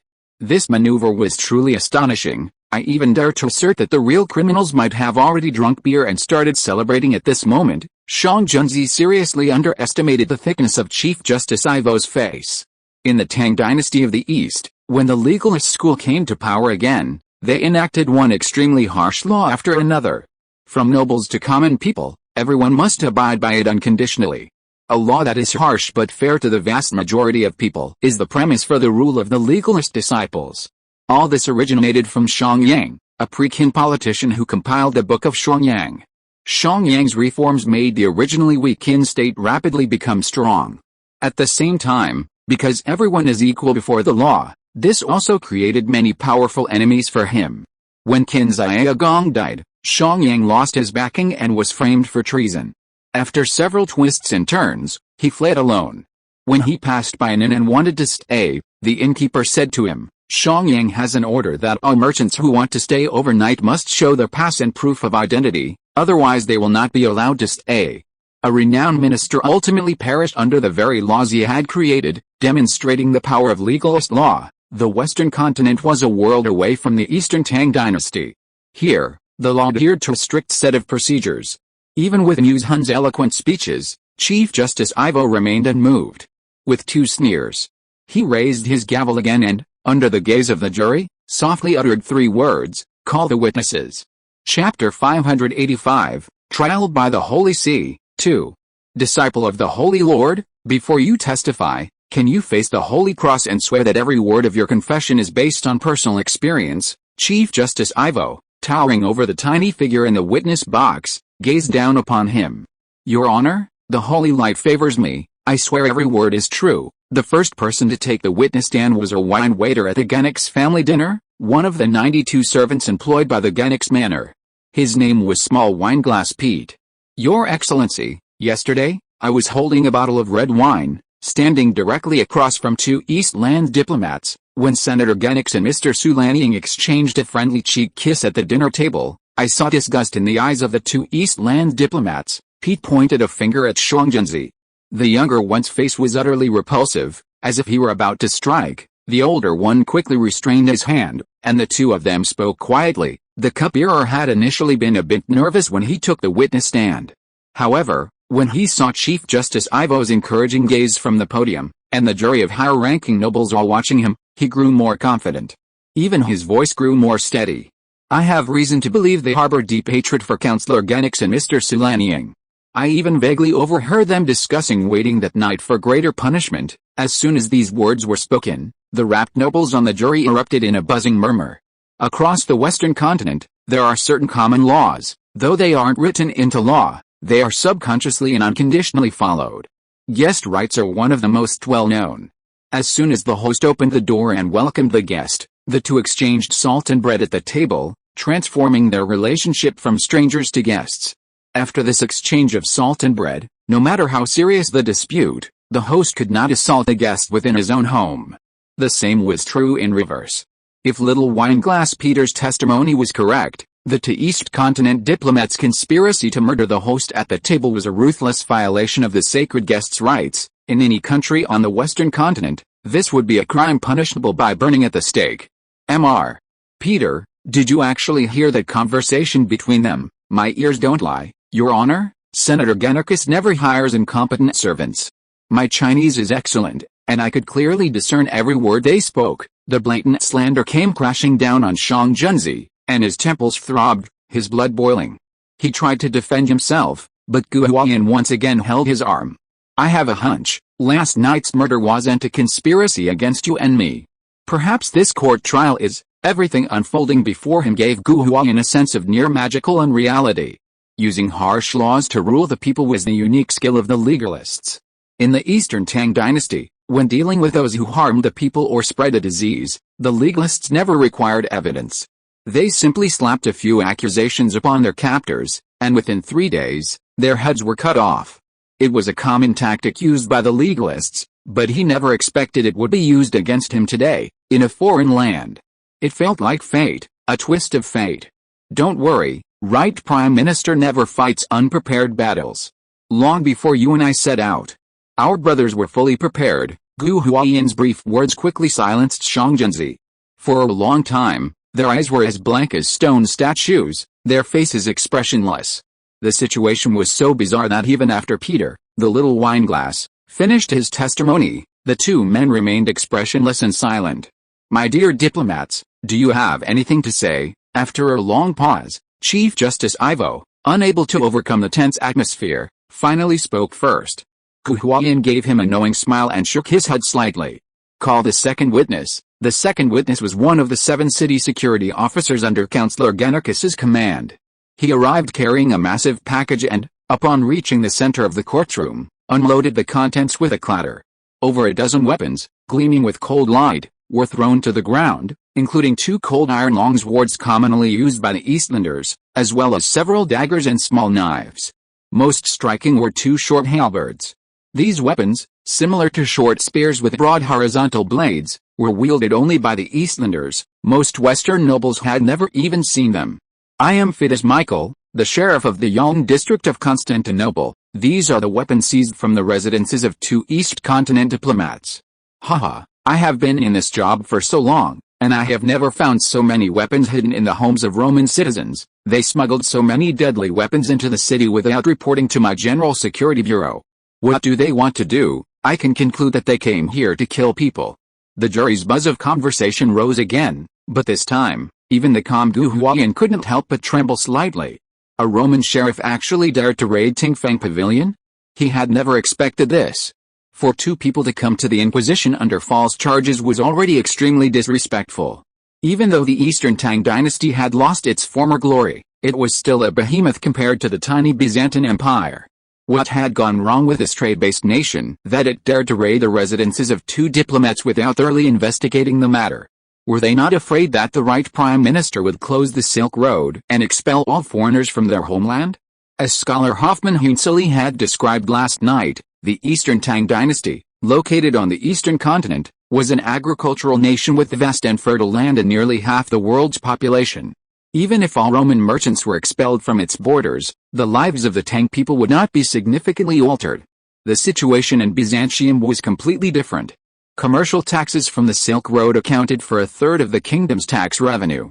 Without this income, nearly half the families faced financial crises.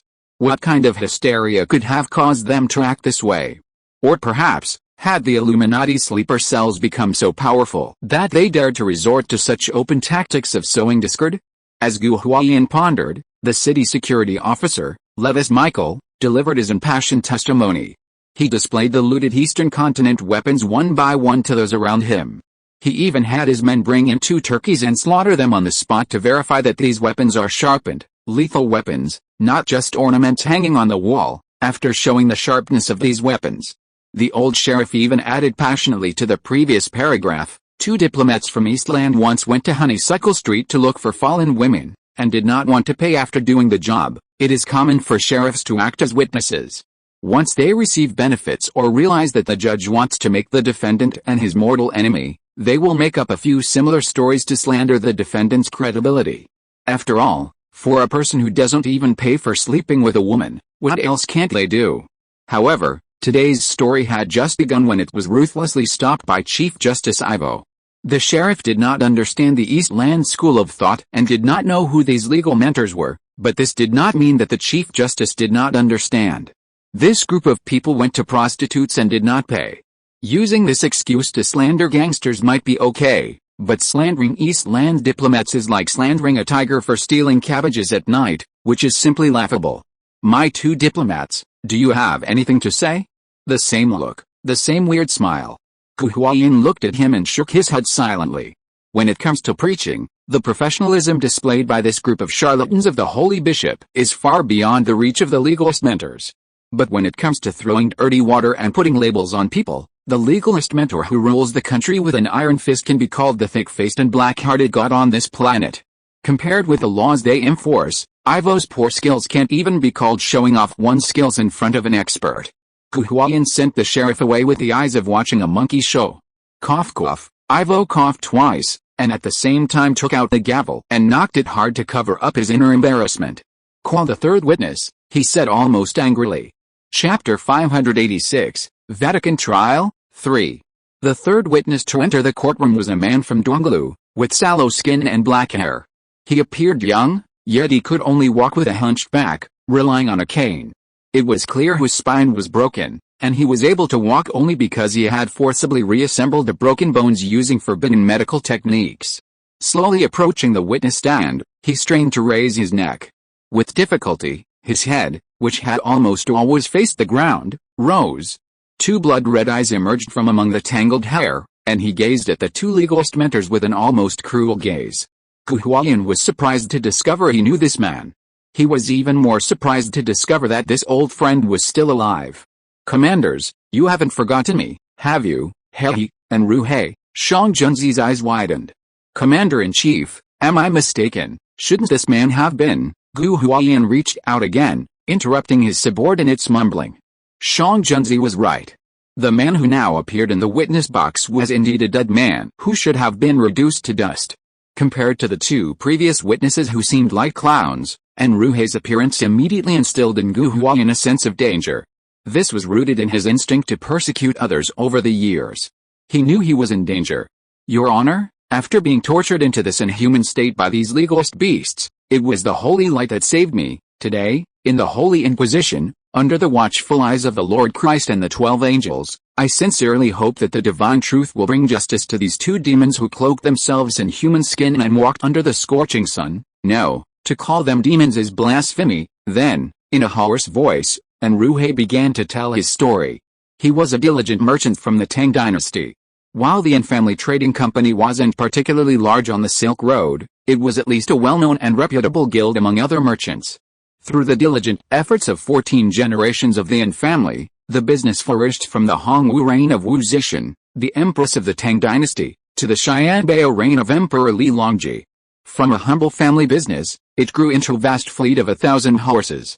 By the time it passed to Ruhe, the business had not only established a foothold on the Silk Road but also, thanks to the owner's reputation for reliability and loyalty, had cultivated a loyal clientele throughout the western continent. Change arrived with the Lushan Rebellion, which began in 755 AD. In just 8 years, horrific war ravaged the entire eastern continent. The war's duration brought widespread suffering and devastation. And Ruhe was a man of deep loyalty and loyalty. He meticulously remembered every person who had helped him, no matter how small the favor or just a passing encounter. Furthermore, his frequent travels along this route had deeply influenced him.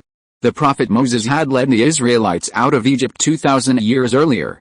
And Ruhe believed his purpose was to save his companions from the ravages of war.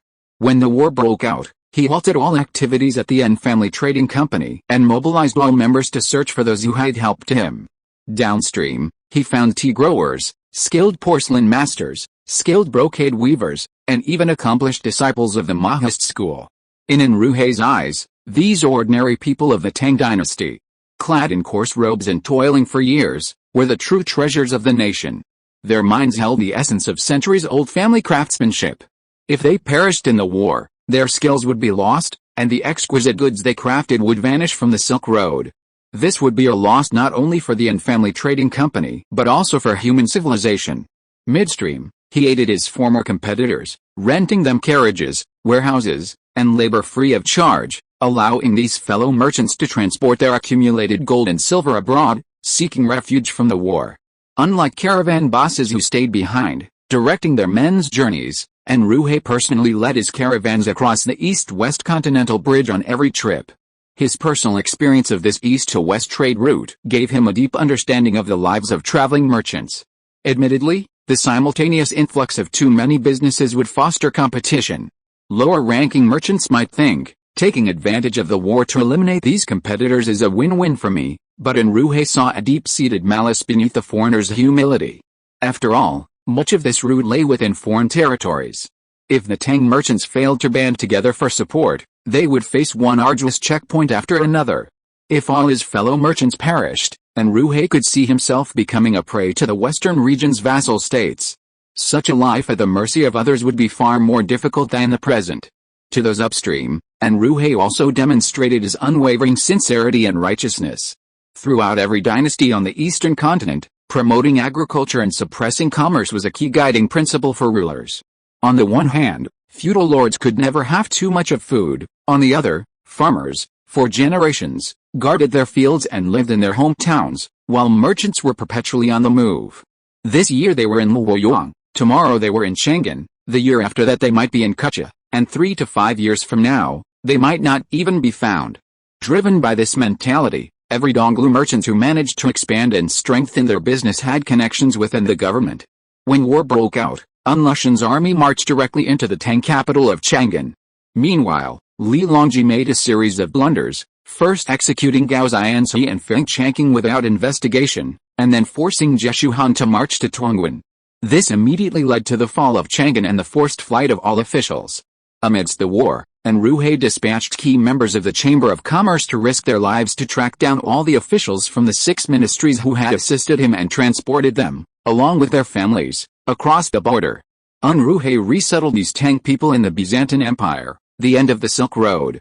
All the survivors who had benefited from his kindness chanted his name and told his story. When the war in the East continent ended and the legalist politicians succeeded in taking power, his story finally reached the ears of the legalist rulers. If you are listening to this novel on a channel other than Fanfic World, it means it was downloaded and re-uploaded without effort. We warmly invite you to visit our channel, Fanfic World. There you will find the original version of this story and many other novels of various genres. We look forward to seeing you dive into a world of incredible novels. Chapter 587, Trial by the Holy See, 4. To all those who had benefited from Anruhe's assistance, he was a living Christ. However, in the eyes of the legalist rulers, this story became something else. When the flames of war subsided, the legalist masters began to investigate those who had collaborated with the enemy during the war, as well as those who profited from the national crisis. Through various legends, the name Anruhe finally entered the legalist master's consciousness. Anruhe felt he had committed no wrongdoing. He believed he was simply helping his friend and upholding his ideals of benevolence and righteousness. Repay a drop of kindness with a spring of water, respect the elders as well as the elders of others, love the young as well as the young of others. These were the public virtues that Confucian scholars strived to promote when in power. His actions were fully in line with the 3 Confucian principles of rule by ritual, rule by virtue, and rule by benevolence, which had been consistent principles since the founding of the Tang dynasty. What crime had he committed? However, in the eyes of the iron-fisted legalist rulers, benevolence, righteousness, propriety, wisdom, and trustworthiness were all bullshit. This man exported numerous artisans, leading to the establishment of porcelain kilns known as Tang dynasty official kilns in France, the Visigothic region, and the Byzantine Empire. While a lack of high-quality kaolin prevented their production from rivaling that of the Tang dynasty, the outflow of technology was a reality. The legalist accusation of selling Tang dynasty laborers alone warranted a death sentence for Anruhe. But his crimes went far beyond this. The second charge was even more serious. During the 10 years of the An Lushan Rebellion, Anruhe and his family trading company shipped between 8 and 10 million taels of silver out of the country. For 10 years, the company's horses plied the Silk Road day and night, transporting cartloads of gold coins, silver ingots, antiques, and jade artifacts to the western continent. To establish a foothold in foreign lands, merchants often sold valuable Tang dynasty relics to western nobles. This resulted in numerous legendary warring states' weapons and national treasures passed down from ancient clans falling into foreign hands. The amount of gold and silver hauled out by the An family trading company was astronomical even during the Xianbao era, and even more so for the war-torn Eastern Tang. However, rather than using this vast wealth to save the people, it was deposited entirely into the Mercury Bank run by the Mikhail family. The An family trading company, like a giant rat, continuously pumped gold and silver into the Byzantine treasury. The Romans received this without even having to pay a single labor or commodity. It was like a shower of silver falling from the sky. After the war subsided, all the fleeing merchants had established themselves in the western continent. Not a penny of the evacuated silver returned to the Tang dynasty. This was a heinous crime, worthy of being shattered to dust, in the eyes of the legalists. But it pales in comparison to the final culprit. In peacetime, officials from the 6 ministries took official bribes internally and accepted corrupt practices externally. The prosperous and wealthy state provided them with ample provisions. The Tang dynasty's Li family allowed them to do this, believing they could maintain an army for 1,000 days and deploy it for a single moment. However, when the real war struck, the lowly soldiers bravely fought on the front lines, putting up a desperate resistance. Seeing the war situation deteriorating, officials from the 6 ministries, aided by a Tang merchant, fled the country with their entire families, completely abandoning the soldiers fighting on the front lines and the trembling civilians behind them. Losing artisans meant the state could continue to train them. Losing gold and silver meant the hard-working Tang people could find ways to recapture it. But to allow the Tang dynasty's Li family to lose the support of the people in their most perilous moment, to let the barbarians of the Western continent witness a Tang official deserting the battlefield, was more than just a crime. The iron-fisted legalist mentors were eager to see the matter settled later. They had to punish Enruhe, who had helped the deserters flee their homeland, with the most brutal punishment imaginable. 3 years earlier, a legalist task force had arrived from afar, infiltrating his mansion in Constantinople. They entered the Yin family home under the guise of guests, then drew their knives and murdered all 82 members of the Yin family, young and old. They then dragged Enruhe to a deserted kennel in the wilderness. Inside, there were 12 dogs that had been starving for 3 days and 3 nights. The man who led the legalist action team was none other than Gu Huayan, who now stands in the dock. 3 years ago, he severed Enruhe's tendons in his hands and feet, dumped him in the kennel, and then walked away. But that wasn't the worst of it. The most brutal act was that Gu Huayan broke all the teeth of the 12 dogs. The toothless dogs, seeking to eat, could only lick his skin with their long, barbed tongues. Each lick was as painful to Enruhe as a thin blade slicing a piece of his flesh. This was a torture even more brutal than lynching, slicing through a knife. If anything, Enruhe would survive 3 days under the dogs' long tongues, watching his skin ulcerate, revealing flesh, bones, and finally his still beating heart. After dumping Enruhe's incapacitated body into the kennel, Gu Huayan left without looking back. He knew no one could survive such torture. But seeing that once familiar face again today, Gu Huayan realized he had miscalculated. This man must have encountered some kind of divine intervention to survive such torture. With all his might, Enruhe recounted his experiences in a hoarse voice. The Roman nobles sitting on the jury benches in the courtroom were moved. Gu Huayan felt a stab of danger. If the 32 Tang jurors present today might sympathize with Enruhe's plight, they would also undoubtedly understand the actions of the legalist mentor. To rebuild their homeland from the ruins and restore the Eastern Tang to its former glory, they must rule with an iron fist. Only in this way could order and stability be restored. This was the family and country ideal shared by all the people of the Eastern land. Unfortunately, the jury consisted entirely of Roman citizens with chestnut hair and sky-blue eyes. The people of the Western continent, however, had a very weak concept of homeland. In all Western continental states, whether Byzantium, the Visigoths, France, or England, the monarch's reach could only reach the heads of the nobility. Below that, they could not reach the common people. For this reason, the vast majority of Western continental commoners recognized only their lords, not the emperor. The Roman emperor existed solely to unite the city-states. The true decision-makers in the kingdoms were the senators in the Senate, who daily fought for the interests of their respective territories. The roots of all Western kingdoms lie in Aegean civilization.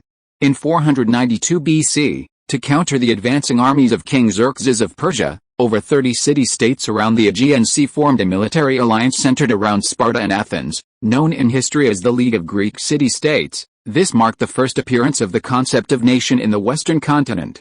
Later, all kingdoms, including Rome, Carthage, Macedonia, France, and Byzantium, followed this model.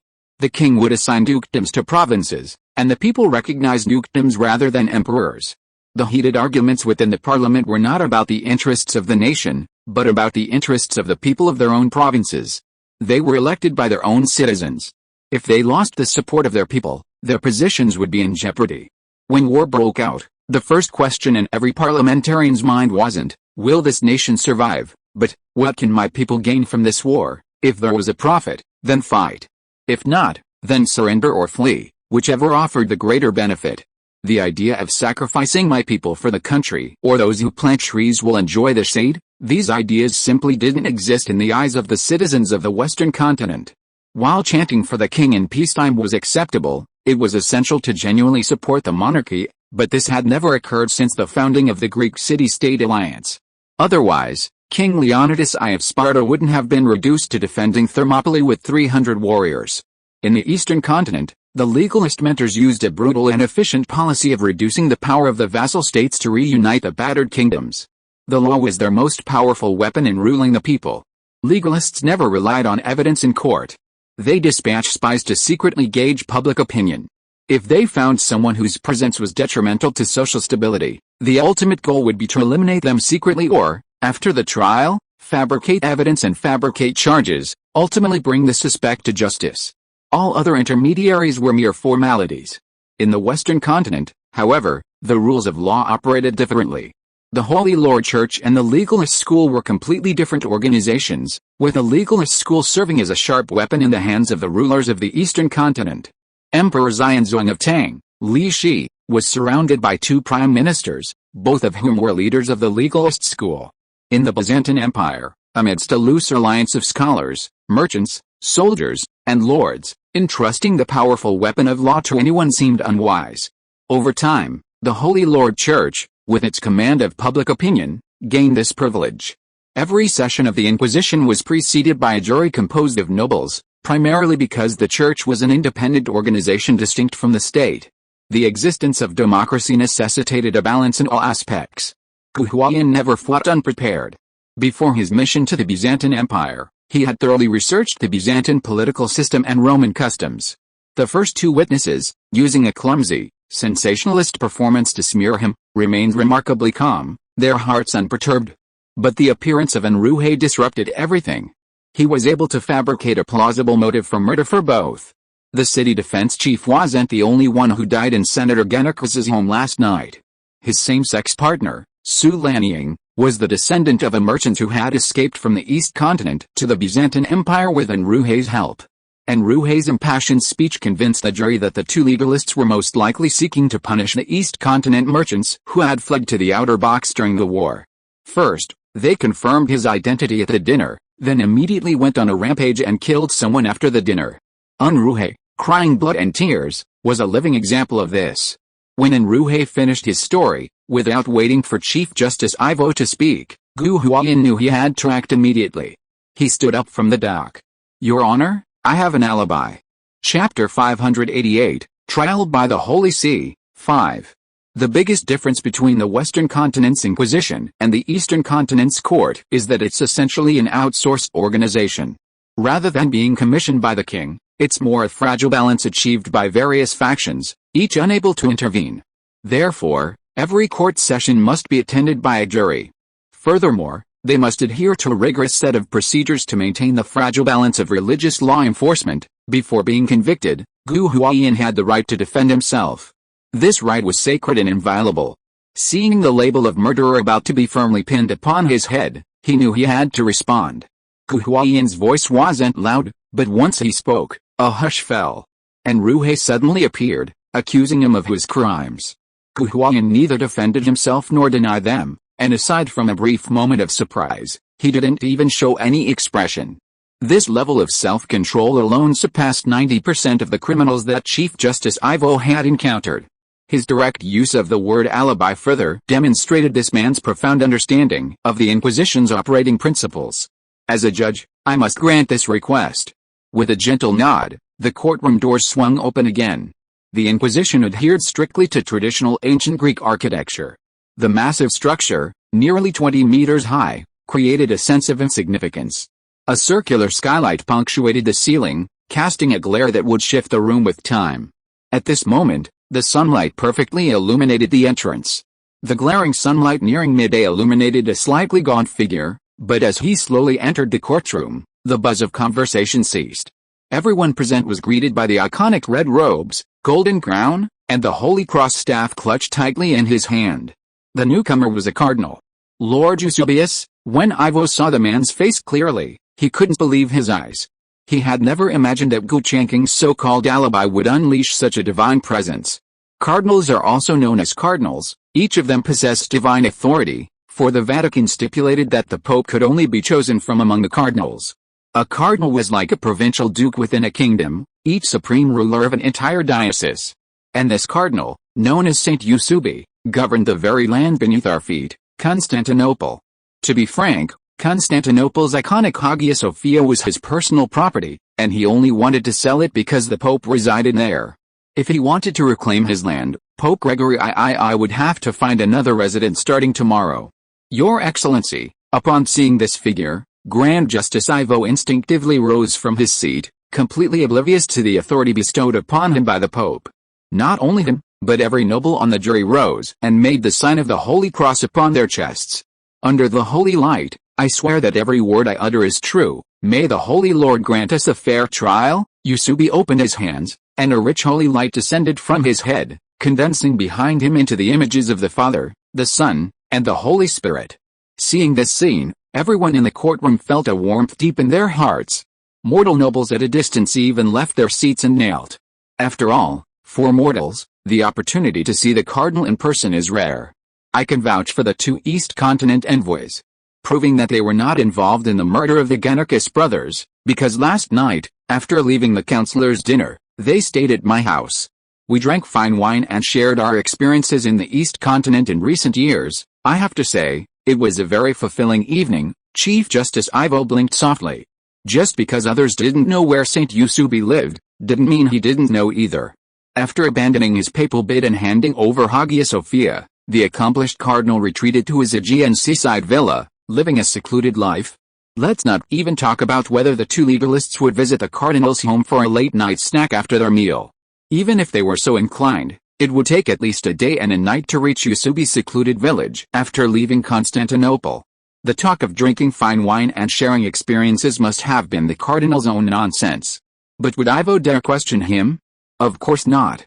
The church was able to wrest judicial power from the Mikhail family because a considerable number of senators believed in the difference between monks and politicians. Politicians can easily sell their souls for power and profit, while monks are bound by the teachings of the Holy Father.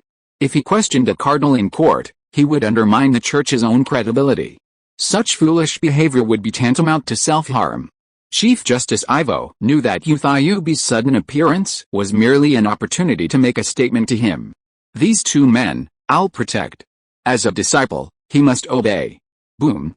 Raising his gavel and rapping it twice, Chief Justice Ivo addressed the jury of nobles and said solemnly, "All rise, in the name of the Holy Light, I declare the two East Continent envoys not guilty. Tomorrow afternoon, the public trial commissioners will clear your charges before the gates of Hagia Sophia. We deeply apologize for wasting your time. As for the two deceased, Councillor Genix and Sulaniang, the city's security officers will continue their search for evidence. I swear this court will give a fair hearing to the two deceased and all their relatives. In the name of the Holy Light, may justice prevail." These words, spoken almost by heart by Chief Justice Ivo, have become a defining ending to the Seventh Tribunal of the Inquisition. Even as a member of the Holy Church, mired in the morass of power, Ivo had grown accustomed to putting on a sanctimonious front, looking Roman citizens in the eye and lying calmly. If justice truly existed, he would have immediately exposed the cardinal's lies and pierced his chest with a flaming sword. But he dared not do such a thing. The appearance of the Saint Yusubi had given him a clear understanding of the situation. Even with the loss of half its territory, the Eastern Tang dynasty remained a colossus dominating the Eastern continent. The two diplomats were only of the third rank. There were at least 800 such officials within the Tang dynasty, if not 1,000. Yet, they still wielded immense power within Constantinople. They truly could not be easily brought down by slander and frame-up. Chapter 589 A House Deed. The trial in the seventh courtroom lasted only 2 hours. Even before the sun rose overhead and the freshly baked bread was barely out of the bakery, the Roman nobles on the jury had already gathered behind Saint Yusubi and emerged from the main entrance of the Inquisition. "Bishop, where have you been all these years?" "Yes, my father has longed to hear you preside over Vespers again. Every time I hear you read the scriptures, it's a spiritual redemption." The noble's flattery was not unfounded. It was simply because Saint Yusubi was arguably the greatest teacher of the Holy Church. Barely so. 20 years ago, young Yusubi was merely a herald of the holy light in the path of faith of the Western continent. Other priests knew only to open their arms and mechanically recite the Gospels compiled by the bishops.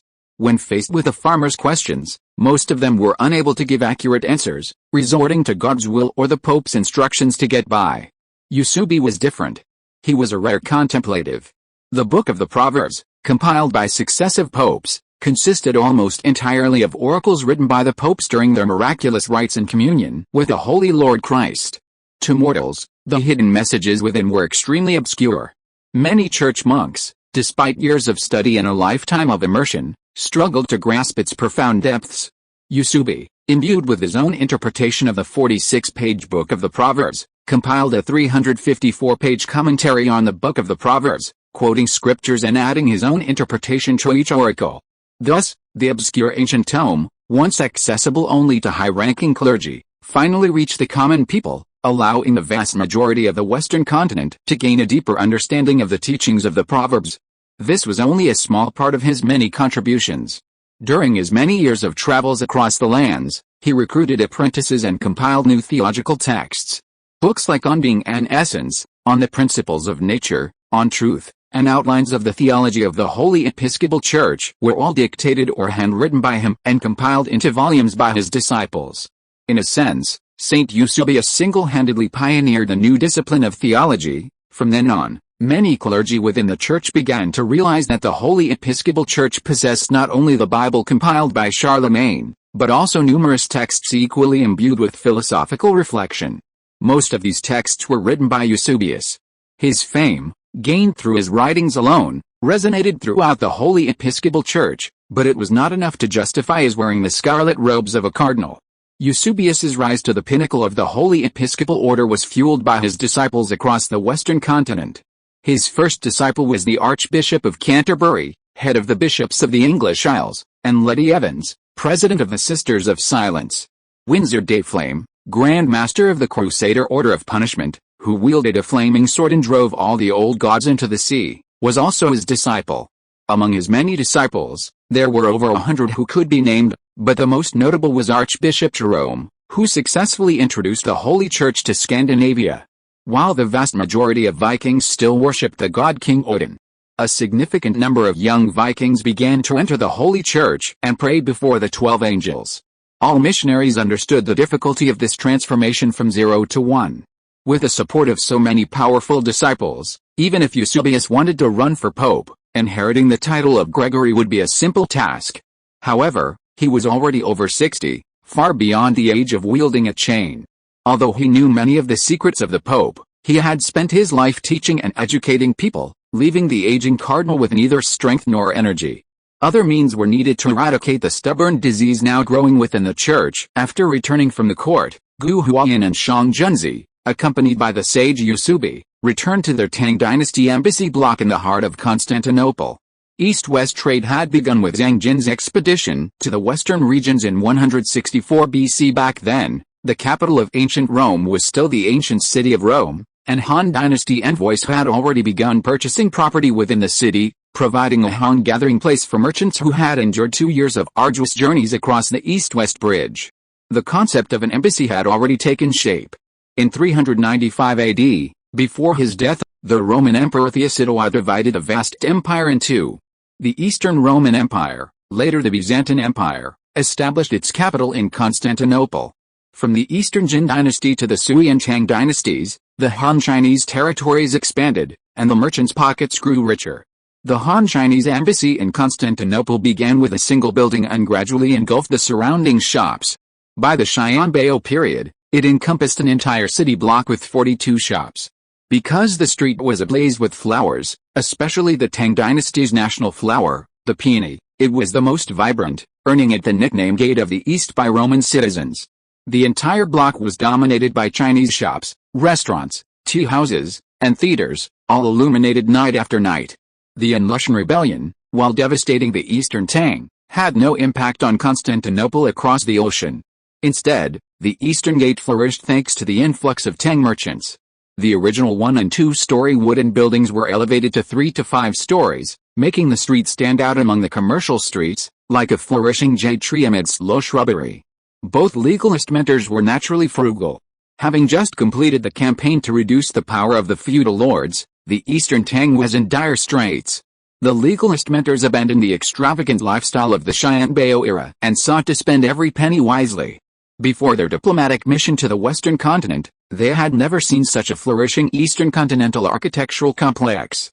Back in the Tingfang Pavilion, the tallest wooden pavilion in the Eastern Gate, Gu Huayan patiently boiled spring water and poured the boiling water into the tea bowl before him. The emerald green tea leaves, infused with the boiling water, immediately released a refreshing emerald green hue. Shang Junzi picked up the tea bowl and respectfully handed it to the cardinal before him. "Thank you for your timely arrival, sir, for everything that has happened today.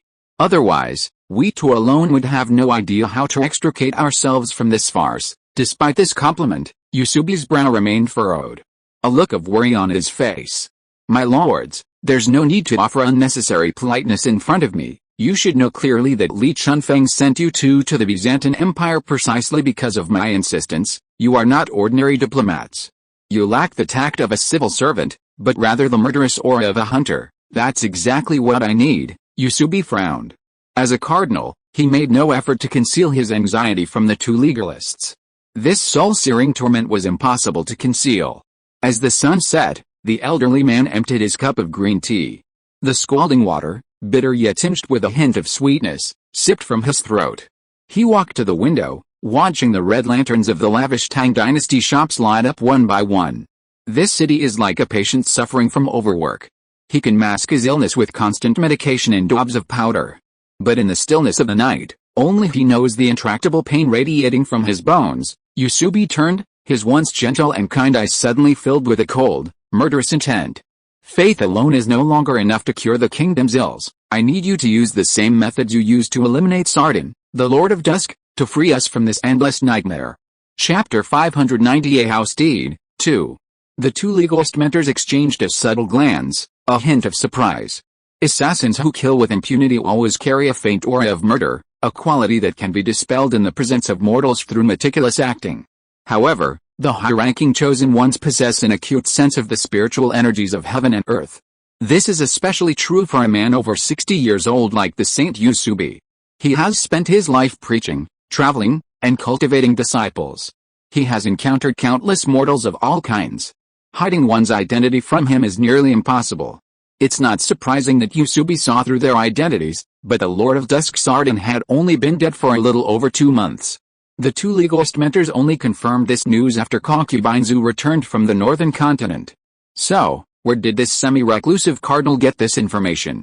"You two lords don't need to look at me like that. I need your help precisely because you are men of decisive courage. 30 years ago, when I first set foot in this city and entered Hagia Sophia, I could already sense a different, heart-pounding aura permeating the air. In the English Isles, in the Duchy of France, and even in the free city-states of the Visigoths, the Holy Bishop's Church is a very simple religious organization. We preach the teachings of the Holy Lord Christ, open churches to help believers, and strive to spread civilization and free them from ignorance. However, in this great melting pot called Constantinople, even the Holy Bishop's Church is inevitably tainted by the struggle for power. Cardinals running for Pope don't need to have a profound understanding of the Holy Bishop's teachings. Instead, they must be familiar with Roman officialdom and know how to navigate the senators and elders to gain greater benefits for the Church. Not all mortals executed in the Inquisition were unforgivable criminals. Many poor souls were victims of the power struggle. They were labeled witches and burned at the stake. Just 300 years ago, this was the method the Crusaders used to deal with the outer gods. I never thought it would be used so skillfully to kill our fellow Crusaders. Even the Crusaders didn't solely protect their followers. Their campaigns were merely religious intimidation, carried out in the name of holiness and justice. My lords, can you imagine the horror of this situation? Simply to show off the Crusaders' might to the Michael family, they massacred tens of thousands of innocent Arab civilians. And why? Is it just because of our different faiths? If the Holy Lord Christ saw this, I wonder if he would bring down divine punishment on us sinners. With this, Yusubi silently removed his high crown, revealing his long, graying hair. He clasped a wooden cross in front of his chest, kissed it, and held it against his chest. May the Holy Father forgive their lost souls. The two legal mentors remained silent. Before their mission to the Byzantine Empire, they had naturally conducted thorough research on the invisible, giant hand that loomed over this land, the Holy Lord Church. The legalists and the Holy Lord Church were fundamentally different organizations. The legalists emerged during the Pre-Kin era, a period of conflict among 7 states. In that chaotic era of bloodshed, their purpose was to become the long sword wielded by the emperor, sweeping away all obstacles to the great cause of unification. This demanded that every legalist mentor spend their entire lives in combat. The Holy Lord Church, on the other hand, held as its fundamental tenet, God loves all. Confucianists served the wise among the mortal world. Legalists served the emperors.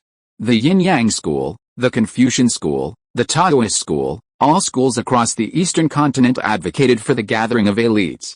With the exception of the Maoist artisans, none of these schools focused solely on serving the peasants or saving the poor and making their lives more comfortable. This was the greatest difference between the schools of the eastern continent and the Holy Lord Church. According to the teachings of the Holy Lord, whether commoners or emperors, anyone who joined the church could experience the grace bestowed upon mortals by the Holy Lord. Monks established churches, hospitals, and religious schools. Sunday services were held regularly in the church every weekend.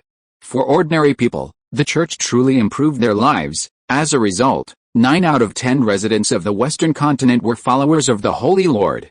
Meanwhile, in Constantinople, where the Pope presided, the church, wielding so much power, had clearly taken on a different image.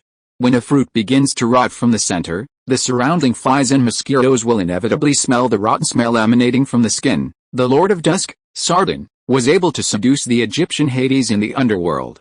I now have reason to believe that an Illuminati follower must have infiltrated the Church of the Holy Lord, and may even have taken the position of cardinal. At that moment, Gu Huaiyan subconsciously narrowed his eyes.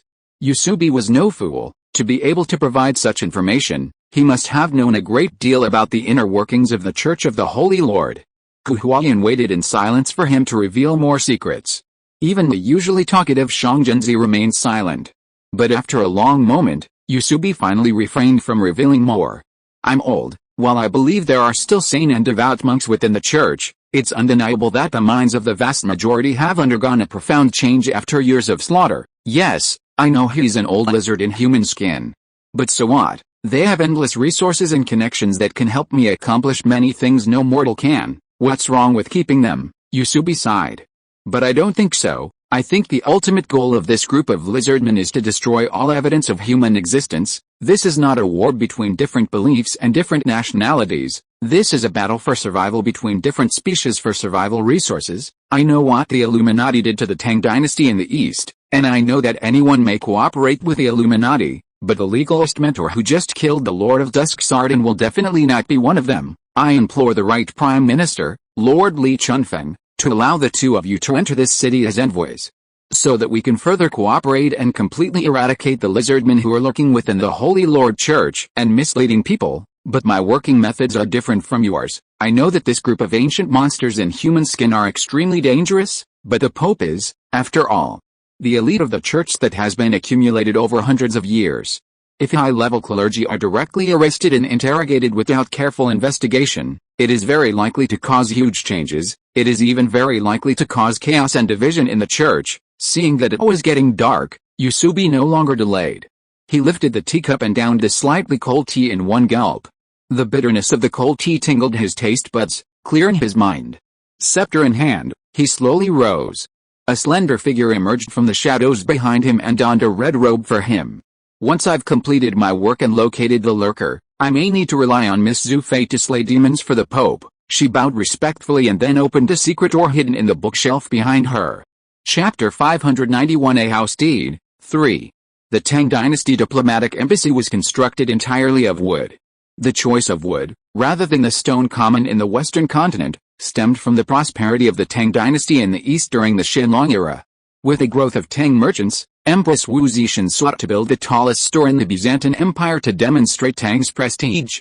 While most shops in Constantinople were only 2 stories high, the 6-story Tingfang Pavilion wasn't as tall as Hagia Sophia, but it still stood out among the city's shopping streets.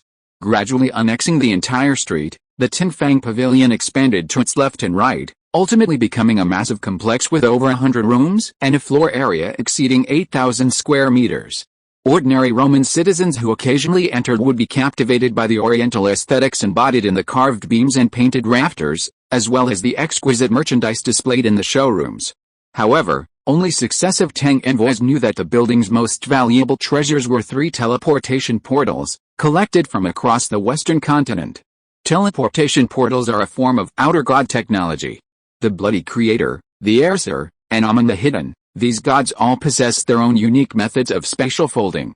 Even at this stage of human civilization's development, understanding of spatial magic remained at a very primitive stage, whether in the East or the West. No mortal could forge a spatial portal. All portals used by human civilization were discovered from the ruins of the outer gods. A while later, concubine Zhu returned, only to find Shang Junzi grabbing a bunch of juicy grapes from the table and shoving them whole. Grapes are ubiquitous in the western continent, so common that farmers can't fetch a good price for them, so they crush and ferment them to make wine. But this juicy fruit isn't an everyday find in the eastern continent. Even if Emperor Xianzong of Tang, Li Shi, wanted to enjoy a few, it would have been a difficult task. In front of concubine Zhu, Shang Junzi could easily put aside the tense expression he wore in front of outsiders and transform himself into a 23-year-old young man. He and concubine Zhu were not much different in age, both survivors of the Assassin Academy. Before concubine Zhu's return, Shang Junzi was the most powerful sword in the hands of the legalist mentor. But now, the situation has changed dramatically. Concubine Zhu has accomplished a task that would seem impossible to mortals.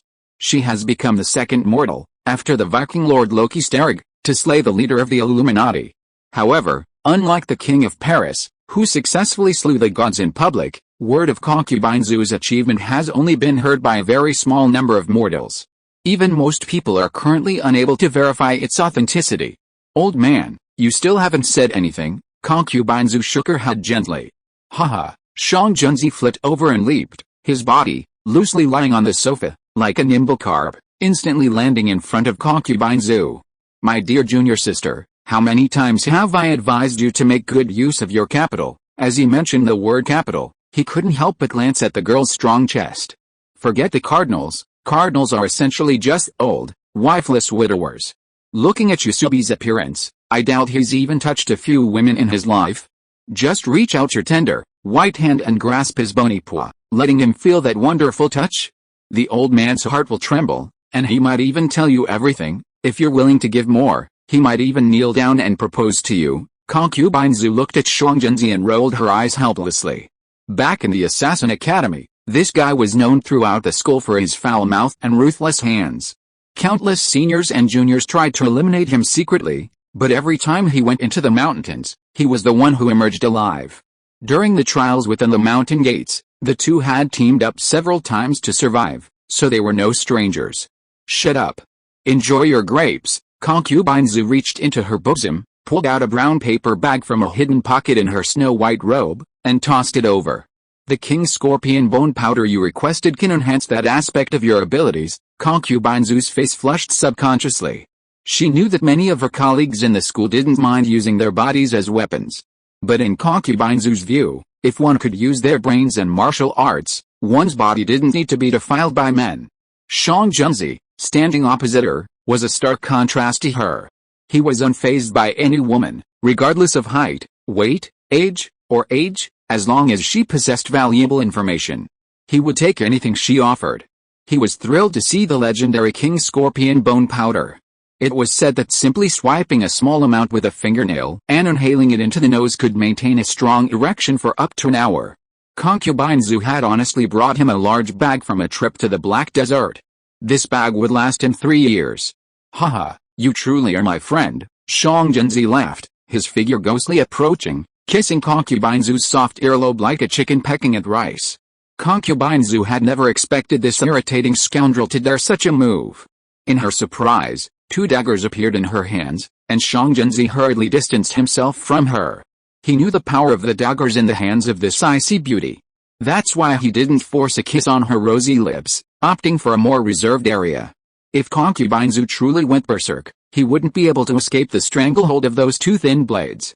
Do something like this again, and you'll lose that troublesome mouth forever. After a near-death experience, Shang Junzi showed no remorse or doubt.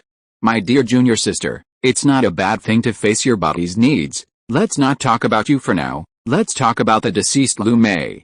Before boarding the ship, I found a few strong men with big penises and good sexual performances, hoping that our poor junior sister Lu would taste the pleasures of a woman. Those men didn't mind her vicious body, but I didn't expect this little girl to be so unwilling. Now, she's gone without even tasting a man? Huh? Junior sister Zhu, you're not a virgin either, are you? Do you want me to help you? Shang Junzi hadn't finished his words when 2 thin knives slipped into concubine Zhu's hands again. He chuckled dryly and immediately gave up the idea of teasing this junior sister. This icy beauty was not someone to be kept away from. In the future in this city, the two of them would inevitably need to help each other. If he really angered her, it would be a troublesome matter for him. Here. The cherry pastry you asked for. He turned over and pulled out an exquisite wooden box, which Shang Junzi handed to concubine Zhu, who was standing not far away. The craftsmanship of the red-collar chef at Su Hongchang in Chang'an. I know you enjoy it, so I bought a few boxes for you before you left. If the right Prime Minister hadn't allowed us to use the space portal, you wouldn't have been able to enjoy it. Tang merchants occasionally brought some plain pastries along the Silk Road. However, these pastries were often heavy in oil and sugar, as only these pastries could survive the nearly year-long journey without spoiling. Concubine Zhu was not interested in men or women's clothing, and most of the things women loved were superficial to her. Only Shang Junzi happened to know that she loved the cherry shortbread sold at Su Hongchang, a long-established pastry shop in Chang'an. Su Hongchang was a long-established pastry shop, and its red-collar chefs were a group of pastry chefs specializing in catering to the Westerners in Chang'an. They specialized in incorporating Western fruits, butter, and cheese into Chinese pastries, creating pastries that suited the tastes of Western merchants.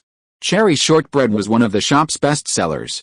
The red-collar chefs boiled the thoroughly dried, dehydrated cherries into a thick jam, then wrapped it in a layer of pre-fermented cream cheese. This served as the filling, wrapped in butter puff pastry.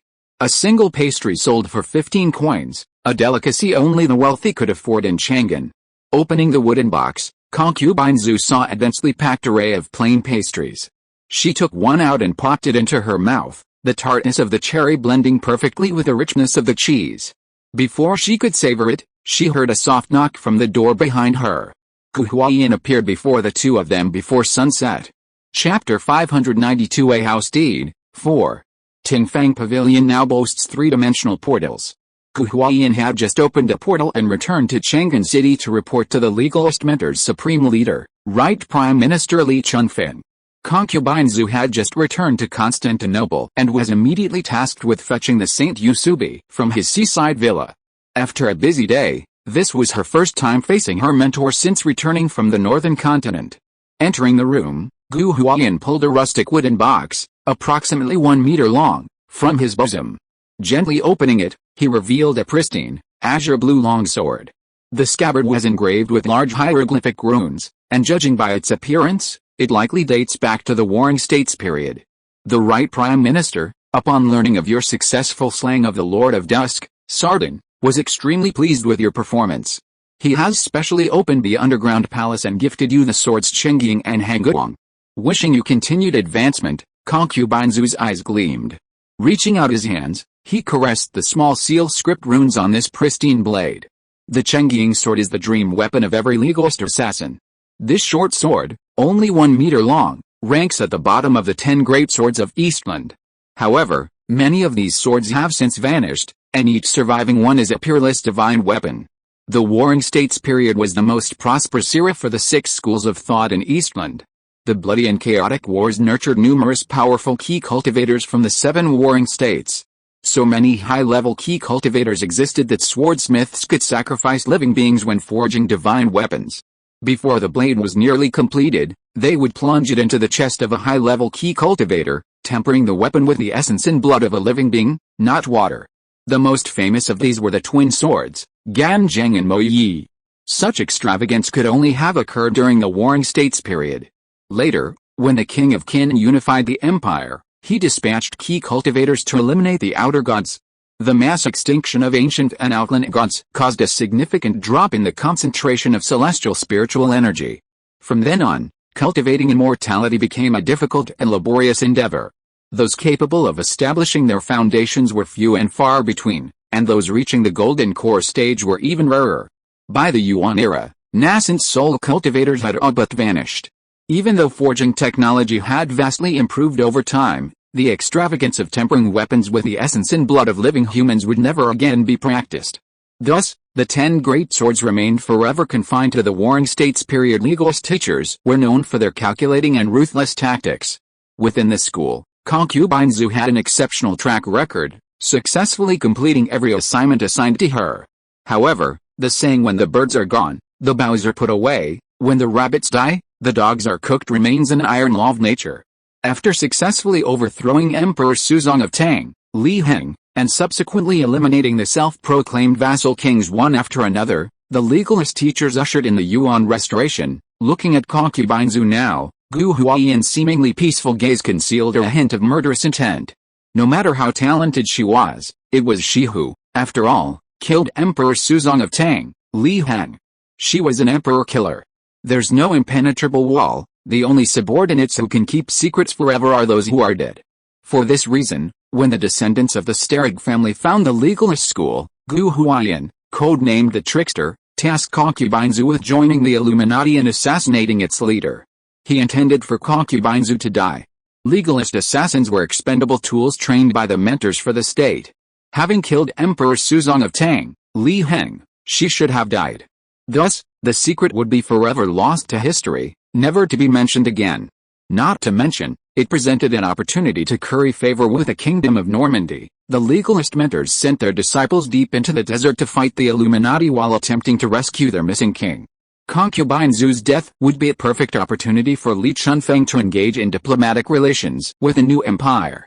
Make friends with distant nations and attack nearby ones has always been a key tactic used by the Eastern continent's emperors to maintain control over their neighbors.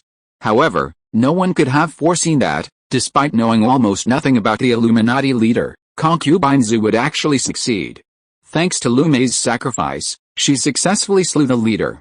When the news reached Zhonglu through the legalist mentor, Li Chunfeng couldn't believe his ears. It wasn't until concubine Zhu returned to Constantinople and Gu Huaiyan opened the portal and brought back the heads of Sardan, the Lord of Dusk, and Osiris, the Egyptian god of the underworld, that he could finally be certain that concubine Zhu had accomplished the impossible. In the eyes of the legalist leader, concubine Zhu was no longer a discarded pawn. At this stage of human civilization's development, there are many capable of slaying outer gods, but only two have successfully captured and slain the Illuminati leader. Keeping her alive and eliminating more Illuminati leaders is the best way to maximize her power. It was with this in mind that Li Chunfeng opened the underground palace and retrieved the Chengying sword, unseen for over 800 years, from the inner sanctum of the academy, using this precious treasure as a reward. Removing the scabbard of its ancient form, he revealed the blade, radiating a faint blue glow. The blade was intricately patterned with forged steel, and the two characters Chengying were engraved on the hilt. Both Chengying and Ying acted as triggers. Pressing Cheng ejected the Chengying sword from its scabbard. Pressing Ying released a palm-length dagger from the hilt. This was the Han Guang, a perfect complement to the Chengying. In battle, the sudden release of the Han Guang from beneath the hilt was a deadly move. Of the 10 famous swords, after the Yechin, the Chengying sword, with its concealed dagger, was the most suitable for assassins. Even concubine Zhu, despite her indifference, could hardly contain her excitement at the discovery of this divine weapon. "Thank you, sir, for the generous reward." She folded her dagger and was about to kneel in greeting when Gu Huaiyan unexpectedly handed her another large sheet of wood pulp paper. The top sheet was covered in Latin letters and signed in the Mikhail family's special ink. It was a deed to a house in Constantinople. Chapter 593 A House Deed, 5. From today on, you will no longer appear in Tingfang Pavilion. You and Tang Kai and I will live independently as nobles. Here are the deeds to your residence and your new identities. You will continue to use the methods of infiltration in the vassal states. I won't go into detail, no one is more expert in disguise than Elder Tang. Gu Huaiyan gently handed over the deed. After the Anshi Rebellion, the Tang dynasty faced an unprecedented crisis of confidence. The governors of the peripheral provinces constantly tested the court's limits. If they saw an opportunity, they would immediately declare themselves kings. Under such circumstances, it was a very dangerous undertaking for legalist mentors to penetrate the vassal states. In most cases, they would disguise themselves as civilians, working outside during the day like ordinary people and gathering intelligence and spying on the enemy at night. This kind of life was familiar to concubine Zhu. Her team had lived this way for many years back home. Concubine Zhu sheathed her dagger and carefully examined the deed. Roman beads were extremely finely crafted, with a thick wood pulp paper accurately depicting the layout of the house and the boundaries of the land.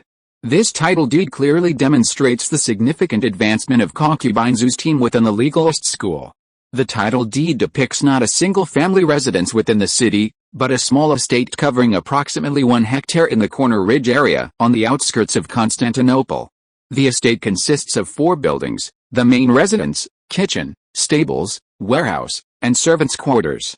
This time, the Academy has assigned you the identity of a down-and-out Tang noble. Your name is Li Zuai, a distant relative of Tang Suzong Li Xian. After Li Xian's fall, all his relatives were purged. You, carrying your family's remaining gold and silver, boarded a merchant ship and arrived in Constantinople. What sets you apart from other nobles is that you're not a bunch of idlers who live off the land. This identity was chosen for you out of consideration for your style. True members of the Li family live a life of daily service, attended by hundreds of servants. They possess a languid air that others can't imitate. It's fitting that after returning from the Black Desert, you met Old Hash and his group of caravan merchants, and befriended Sophie Starrig, the new leader of the Free People. Once you've successfully settled in, you can contact them and become a merchant reselling the Free People's goods. Remember, business dealings are just a cover. Your true identity is still a down-and-out noble from the East. So, don't force yourself to be a perfect merchant. Successfully settle down and lie low with this identity. This is the first task you need to complete. After hearing the order, concubine Zhu nodded seriously. There is no so-called rest for the legalist believers who are ordered to do so in times of crisis. The stronger the individual, the more responsibilities he must assume. After completing one task, a new task will immediately follow. Ever since the Lord of Dusk Sardan decided to send tens of millions of Tang Dynasty residents to the underworld, the situation between the legalist school and the Illuminati was destined to be a life-and-death struggle. The Illuminati won the first round and won an unprecedented victory. But the legalist apprentice immediately came back and killed the instigator. This long battle has just begun. Don't worry about the safety of the commander-in-chief. I am by his side and no one can do anything to him. After all, concubine Zhu and Shang Junzi had been classmates in the Assassin Academy for many years, and any expression on her face could not escape his eyes. Seeing the girl's doubts, Shang Junzi added at the right time. As for your hidden identity, don't be too happy too soon. After all, he's a fugitive nobleman who wants to live in a manor, but he doesn't have much silver, so this house doesn't look as beautiful as the deed depicts. That night was the last time concubine Zhu and Gu Huayan met for a while. The Tingfang Pavilion, where diplomats were stationed, was a gathering place for all Tang residents within Constantinople. However, this was not the case for concubine Zhu's undercover identity, Li Zuai. It was common knowledge that the legalist school was behind the sudden death of Emperor Suzong of Tang, Li Xian. Li Xian's death directly led to the downfall of his entire lineage of the Li family. Li Zuai didn't necessarily have a favorable opinion of the two legalist diplomats. Legalist mentors, in their years of efforts to reduce the power of feudal lords, had long discovered that a group of undercover agents, lurking beneath the surface in a surfacely antagonistic atmosphere, often achieved greater results. Even if one was exposed, the other would likely remain unsuspected. The conversation went on long into the night, and concubine Zhu could no longer clearly recall what was said afterwards. The joy of obtaining the divine weapon, coupled with the right prime minister's praise, made her, as usual, drink a generous amount of Western ale. When she opened her eyes the next morning, she was already in a spacious carriage. The exquisite walls of Constantinople were faintly visible on the horizon. Amidst the emerald green mountains in the distance, the outline of an ancient castle slowly emerged from the forest. This was her future home. If you are listening to this novel on a channel other than Fanfic World, it means it was downloaded and re-uploaded without effort. We warmly invite you to visit our channel, Fanfic World. There you will find the original version of this story and many other novels of various genres. We look forward to seeing you dive into a world of incredible novels. Chapter 594 Nicholson Manor. The motorcade stopped at the manor's main gate. Concubine Zhu dismounted. Lifting her skirt, she walked to the rusted iron gate and reached out to touch the doorknob. Decades of neglect had left the iron door rusted to a fragile eggshell. With a gentle pry, the doorknob, carved in the shape of a flying bird, detached from the gate.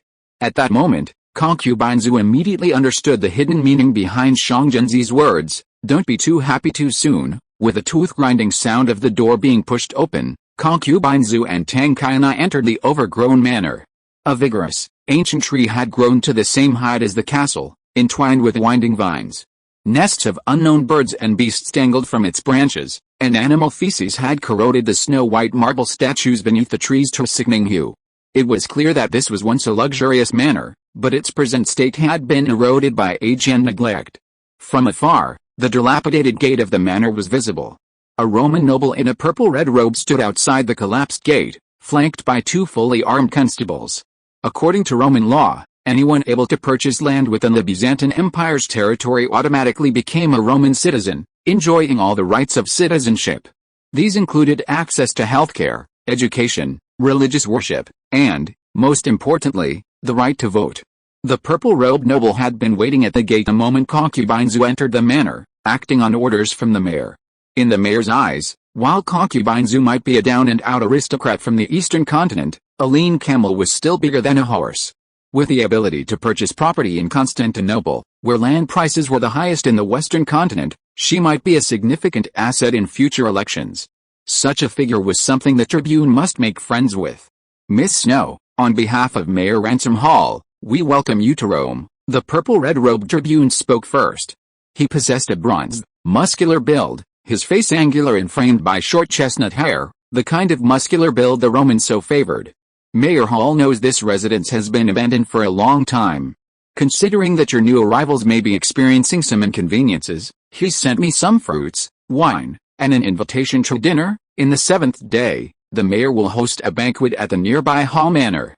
Miss Zui is welcome to attend, and your excellency would also like to introduce you to the neighbors and friends who live nearby. As for me, my name is Belikov, and like you, I'm an outsider. I'm the Tribune of Jailing.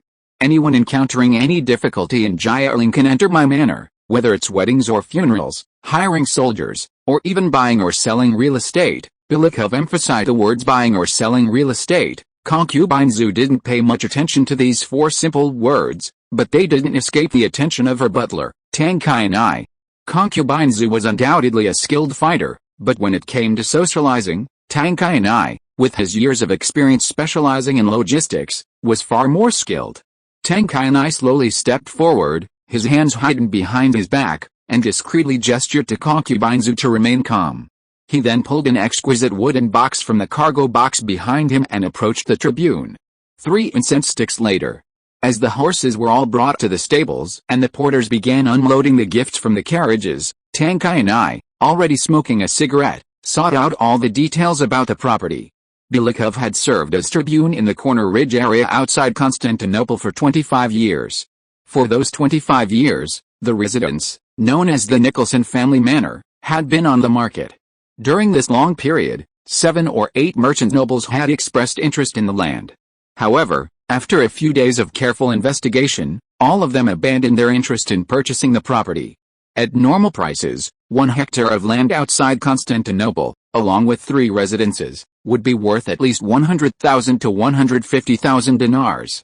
In a prosperous year with brisk maritime trade, a sale price of 200,000 gold would have been possible. However, for 25 years, Belikov watched the house's price drop again and again, until it was now sold for less than 70,000 gold. This all stemmed from an ancient legend circulating in the surrounding estates. Legend has it that over 70 years ago, the mansion belonged to a necromancer who practiced sorcery. 3 large houses surrounded the estate, with over 10 acres of farmland behind them. This seemingly peaceful estate was actually a cover-up for the Nicholson family. They were necromancers who drained the psychic energy of the living to maintain their lives. Rumor has it that they had 2 levels of cells beneath the mansion, along with a laboratory dedicated to the study of forbidden and occult arts. On weekdays, they dressed in silk robes and presented themselves politely. When neighbors needed help, the Nicholsons were always the first to respond. They offered their services whenever needed. They rarely worked outside the home, yet possessed an inexhaustible supply of gold and silver. Merchants possessed a deep-seated intuition about gold. Everyone could see that the Nicholson family, despite their gentle demeanor, concealed many secrets. Yet, they lived discreetly, never engaging in outrageous behavior. Consequently, no one paid much attention. However, there are always walls that are impenetrable. Over a decade later, on a damp, rainy night, a sudden pounding sound came from the door of Corey Crowley, the Tribune of Hornridge.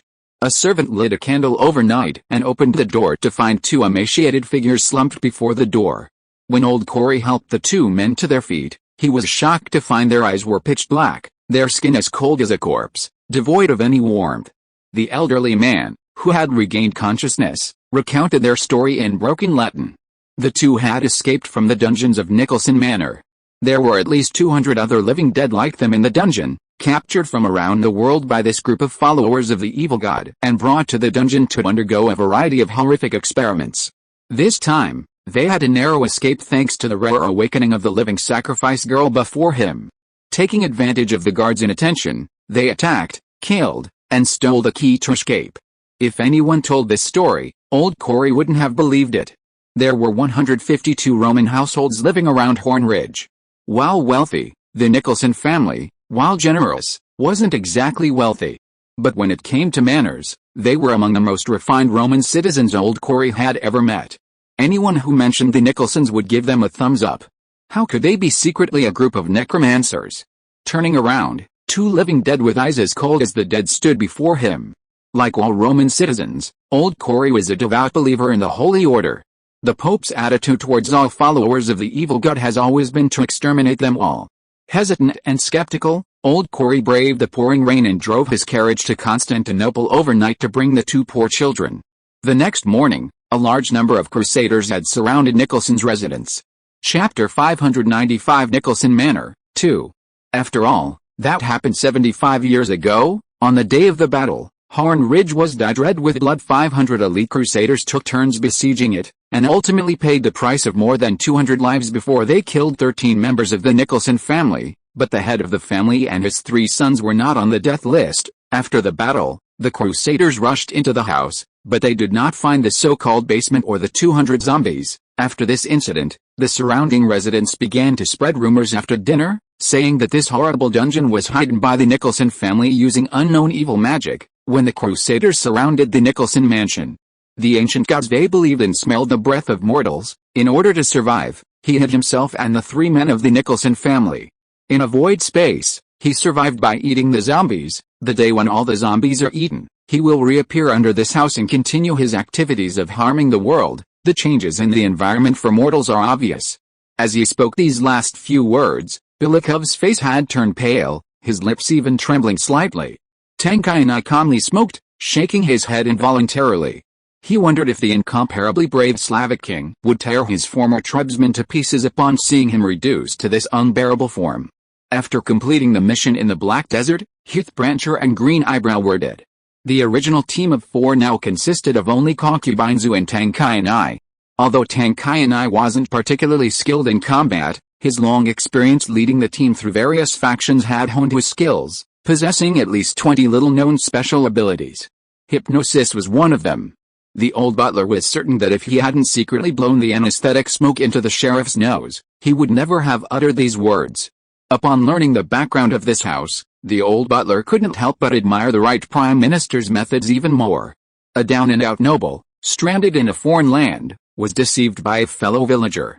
He paid his last remaining silver coins to acquire an old house that looked magnificent but actually concealed a formidable danger. Concubinzu didn't need to say a word or do anything. A slightly dim-witted young noblewoman, impoverished, was already bound to her status. This was the most important thing for a lurker. Secondly, the right prime minister had found a haunted house that no one dared approach, allowing them to deliberately avoid the overly enthusiastic Roman citizens surrounding it. This also greatly aided their safety. More importantly, this manor wasn't cheap. Li Zuai had already paid everything for it. To move out, they had to earn money, which gave them the motivation to work every day. Otherwise, it would be strange for an East Land nobleman, who owned a manor, to be out doing business every day. I'm certain you've been scammed by your fellow townsmen. It's not too late to stop now, before you've completely settled in, Bilikov said, taking a well-timed step closer to whisper in Tankainai's ear. This property is worth 70,000 gold coins. If you refund it, the tax collector will only charge 30% in taxes. You'll still get over 50,000 gold coins. Brother, I see you're not young anymore. Take my advice. Talk to your mistress and use the money to buy a decent mansion in the city. You can live comfortably there, who knows? That terrifying god might awaken one day. By then, even my life will be gone. What's the point of paying a small tax? The hypnotic effect of the anesthetic smoke can bring out one's truest thoughts, and the tribune's words didn't go beyond Tankainai's own thoughts. First and foremost, he was a kind man. Knowing the 3 houses before him were unsafe, he didn't want to watch this young lady from Donglu fall into the fire pit. Of course, The Tribune also had a businessman's ulterior motives. In a society where everyone strives for gold, Tankainai was almost certain that his position as Tribune would benefit him from the tax. It didn't have to be much. A few hundred gold coins was a fortune an ordinary Roman peasant couldn't acquire in 3 lifetimes. If it weren't for these few hundred gold coins, he wouldn't have even approached such a dangerous mansion. After a few more pleasantries, Bilikov's courtesy visit had accomplished its purpose. Concubine Zhu's Latin wasn't fluent, so she could only politely express her gratitude. Tankainai escorted him all the way to the rusted gate, watching as he and the guards mounted their horses and galloped away. 2 days of cleanup followed. A gloomy old house that hadn't been inhabited for over 70 years couldn't be immediately occupied. Concubine Zhu didn't believe the strange legends the Tribune had told her. Every day during the journey into the Black Desert, she listened to several scholars tirelessly educating everyone about the rumors of the outer gods and the ancient gods. Their most notable characteristic was that they disliked living in crowded places. According to scholars, almost all extant outer gods reside in the outer reaches of the world. If a bad god chose to dwell in the overcrowded Constantinople, that god would likely be insane. Constantinople's walls were divided into 13 districts. Within these districts, the Corner Ridge, with a population of no more than 10,000, housed over 100 manors of varying sizes. These were undoubtedly the estates of wealthy merchants, counselors, and nobles. These people, however, were unemployed. Most lived off rent from land and caravan profits. They slept until noon, then dressed up. Their only work was to drink tea with other nobles, walk their dogs, and enjoy polo and swordplay. During this time, they exchanged meaningless gossip. It's easy to imagine how a story circulated within aristocratic circles for over 70 years would eventually become what it is today. Perhaps it was once just a simple criminal case, passed down by drunken nobles, culminating in its current form. As a human who had once slain the leader of the Illuminati and now possessed a divine weapon bestowed by Right Prime Minister Li Chunfeng, Concubine Zhu walked briskly through the 3 residences. Aside from a barn storing oats beneath the stables, the other 2 residences consisted of only a basement wine cellar, aside from the foundations. Occasional specks of dried blood could be seen on the mottled stonework, indicating that battle had indeed taken place there decades ago. This was the only available evidence. All else was dismissed as nonsense by Concubine Zhu and her companions. The porters and laborers toiled for 2 full days, destroying every bird's and squirrel's nest within the residences. While hunting rats, several elderly men even pulled a nearly 1-meter-long black snake from a crack in the wall. The 3 residences covered over 2,000 square meters, encompassing nearly 50 rooms of varying sizes. The laborers toiled tirelessly for 2 full days, clearing away the dead branches, fallen leaves, and rotting dust that had accumulated over 70 years. By the 3rd day, the long-abandoned house had finally regained some of its former splendor. It was clear that the former owners, the Nicholson family, had excellent taste. The house's design, facing south, afforded excellent natural light. After clearing away the ivy and moss that had grown rampant on the walls, the exquisite stone sculptures on the exterior were revealed. The detailed carvings clearly showed the work of a renowned artist. Most strikingly, the drainage system hidden beneath the eaves remained functional. During heavy rain, rainwater flowed into copper pipes, out through the stone animal mouths, and into the flower beds flanking the house. The central pond, now filled with fresh water, began to emanate a luxurious atmosphere. The change occurred on the final day. When Tankainai approached several people with contracts offering what were described as generous salaries, he asked if they were willing to continue working at the Nicholson family residence. The porters looked at each other in bewilderment and all shook their heads. They only took the wages for their work over the past few days and then left quickly without looking back. Chapter 596 Nicholson Manor, 3.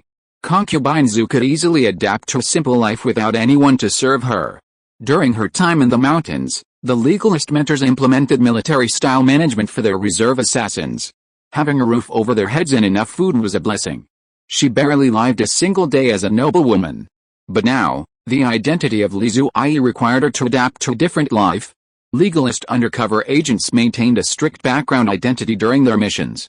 Li Zhuai was a fictitious character, but the legalist mentors had already compiled a complete account of her birthdate, relatives, and friends. As soon as Concubine Zhu gained a foothold, other undercover agents hidden in Constantinople would leak more information about her, further explaining her origins to the Romans.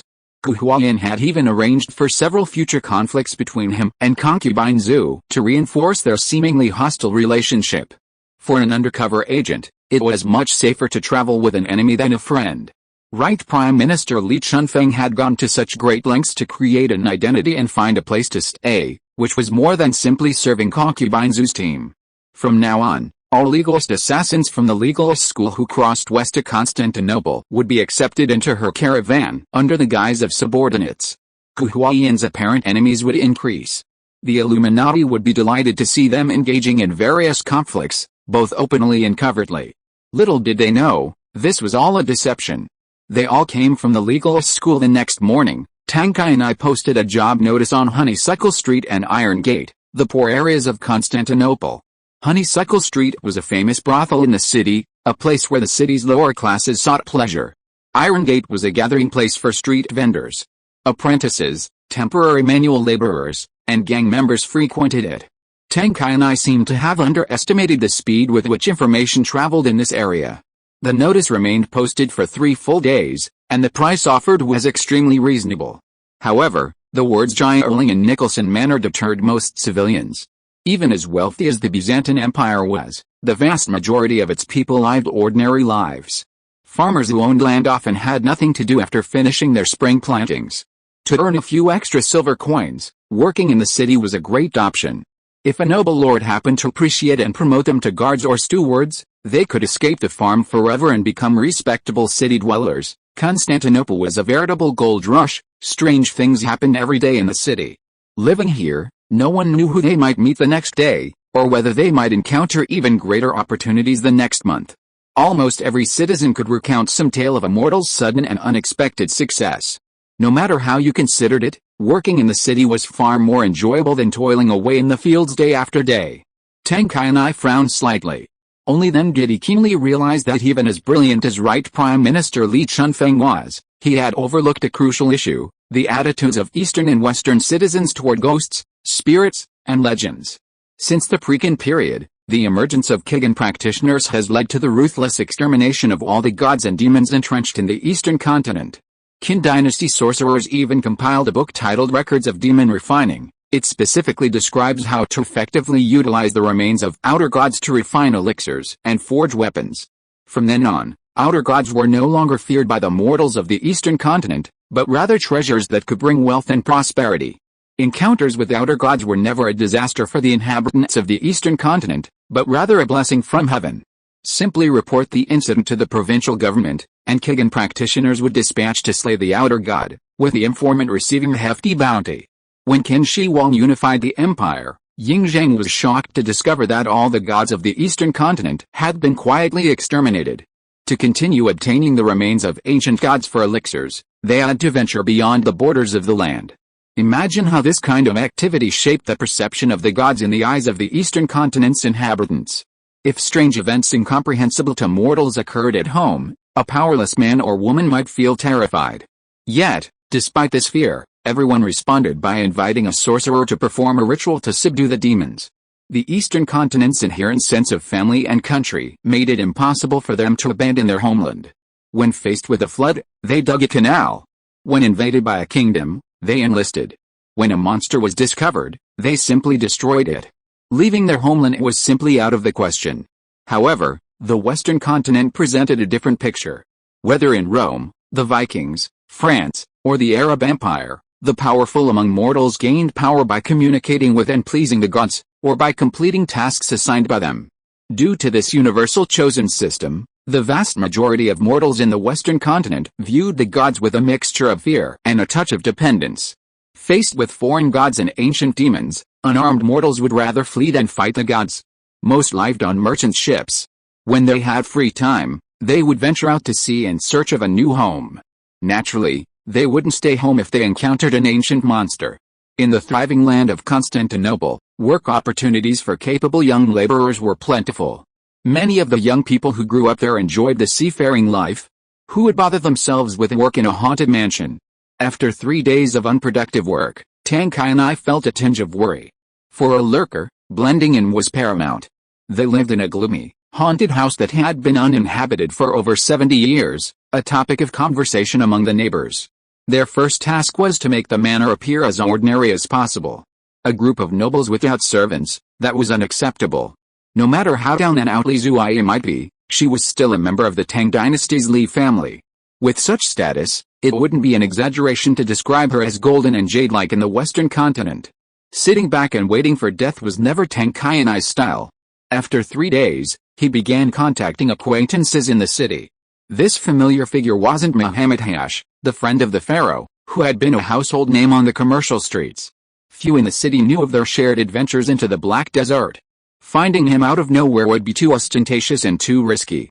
Tang Qianai's first choice was the leader of the porters and laborers in Hash's caravan. He was also the head of the Badger Gang, the underground power in Constantinople. He was also known as Tugao, Earth Dog. Chapter 597 Nicholson Manor, 4. Of the 40-odd jobs who followed Old Hash into the Black Desert, Ma Feng was one of the few who had accompanied him all the way from Constantinople. It's worth noting that before embarking on this journey, Old Hash hadn't entered the Black Desert in 5 years. During these long years, the gang members who worked for him were either dead or disabled, but only Ma Feng, nicknamed Tugao, remained alive in the city. Ma Feng's gang, the Badger Gang, was composed mostly of stowaways. Their daily routine consisted of smuggling goods, lending money, collecting debts, and extorting money. Under the watchful eye of the Pope, life was understandably difficult. Despite these circumstances, the Badger Gang managed to survive like a resilient weed in this fiercely competitive city. This demonstrated a strength unmatched by most. This strength lay in the gang's mainstay, the notorious human trafficking in the Western continent. While all nobles and merchants knew this business was shady, the need for it was undeniable. The Badger Gang is notoriously unscrupulous in the human trafficking world. In Ma Feng's hands, he could find a way to sell any living, breathing human being. Young girls could be sold to brothels to be trained in the art of serving clients, older servants could be sold to nobles as servants, and strong young men could be sold to dueling arena owners to be thrown into battle with wild beasts. Even the dying could be sold to the medical meisters of the citadel, who studied the forbidden art of anatomy. Everyone has their use, the key lies in finding a good intermediary, was Ma Feng's constant motto. He never considered his work to be detrimental, but rather a noble one. The lives of the poor are inherently worthless. Silent births and silent deaths are commonplace. In Ma Feng's hands, however, they maximize the value of their lives. Isn't this a stroke of luck? The human trafficking business was sometimes booming and sometimes bleak. Local dog Ma Feng had never been a man of luck. He often couldn't get people when the nobles needed them, and when he finally managed to secure them, he missed the peak season. Every morning, he immediately had to think about how to feed his dozen or so Badger Gang members and the human ticket stored in a cellar. Furthermore, he constantly faced raids by Roman sheriffs and the pursuit of tribunes. Constantinople was home to at least 80 gangs of varying sizes comprised of the unemployed, and battles for territory were a constant. Ma Feng and his band of men navigated this complex landscape, managing to survive to the age of 32. Occasionally, he needed to escape the spotlight. This time, following Old Hash into the Black Desert, Ma Feng's involvement in a bloody war with another gang on Honeysuckle Street, the Skinning Gang, was fueled by a fierce rivalry. While also involved in human trafficking, the Skinning Gang was even more unscrupulous than the Badger Gang, often engaging in illicit dealings. Other gangs would find human traffickers to buy people. Once a deposit was paid, the Skinning Gang would dispatch thugs to rob them en route. They would sell to merchants who offered the highest price, or to the owner of goods who offered the highest price. The Skinning Gang dared to commit such acts because they had the backing of the council. Most of the city's gang leaders were aware of this and would simply endure the bullying. However, Ma Feng, a homeless dog from a humble background, would not tolerate this. For as long as he could remember, Ma Feng had lived in the streets, believing, if someone hits me with a stick, I must hit back with a brick. If any reckless scoundrel dared to threaten my life, his entire family would pay the price. Having never had a good life since childhood, Ma Feng never feared trouble. It was sheer bad luck that the Skinning Gang chose to bully him. On a dark and stormy night, Ma Feng led a dozen masked thugs into the Skinning Gang's shop and set it on fire. Amidst blazing flames and billowing smoke, they hacked at anyone they saw. A massive brawl erupted at the Iron Gate, killing over 50 gang members and hundreds of innocent civilians. At dawn, the Badger Gang faced a coordinated manhunt by hundreds of Roman sheriffs. Everyone had to leave the city to avoid the spotlight. Unexpectedly, 5 years later, Old Hash was gathering his men to enter the Black Desert, and Ma Feng seized the opportunity to slip out. On the night of the attack, all the Badger Gang members wore masks of bulls and horses. The sheriffs might have known who had committed the tragedy, but without a clear view of the faces, they couldn't accurately determine the perpetrator. Ma Feng's initial plan was simply to use Old Hash's words to establish an alibi. Unexpectedly, once in the Black Desert, his journey would lead him to a mountain of gold. Upon his successful return to Constantinople, Ma Feng found himself with over 2,000 gold dinars. To the average Roman, this was a fortune. In the past, at his wealthiest, he had only a few dozen silver coins in his pocket. Upon returning to Constantinople, Ma Feng was no longer the destitute he had once been. When the Roman sheriff inquired about Old Hash's departure time, the cunning Arab merchant had deliberately moved up his departure time by a month, providing Ma Feng with an alibi. In the Middle Ages, there was no such thing as surveillance. In a vast city with a population of hundreds of thousands, no one could closely monitor the exact travel times of a merchant.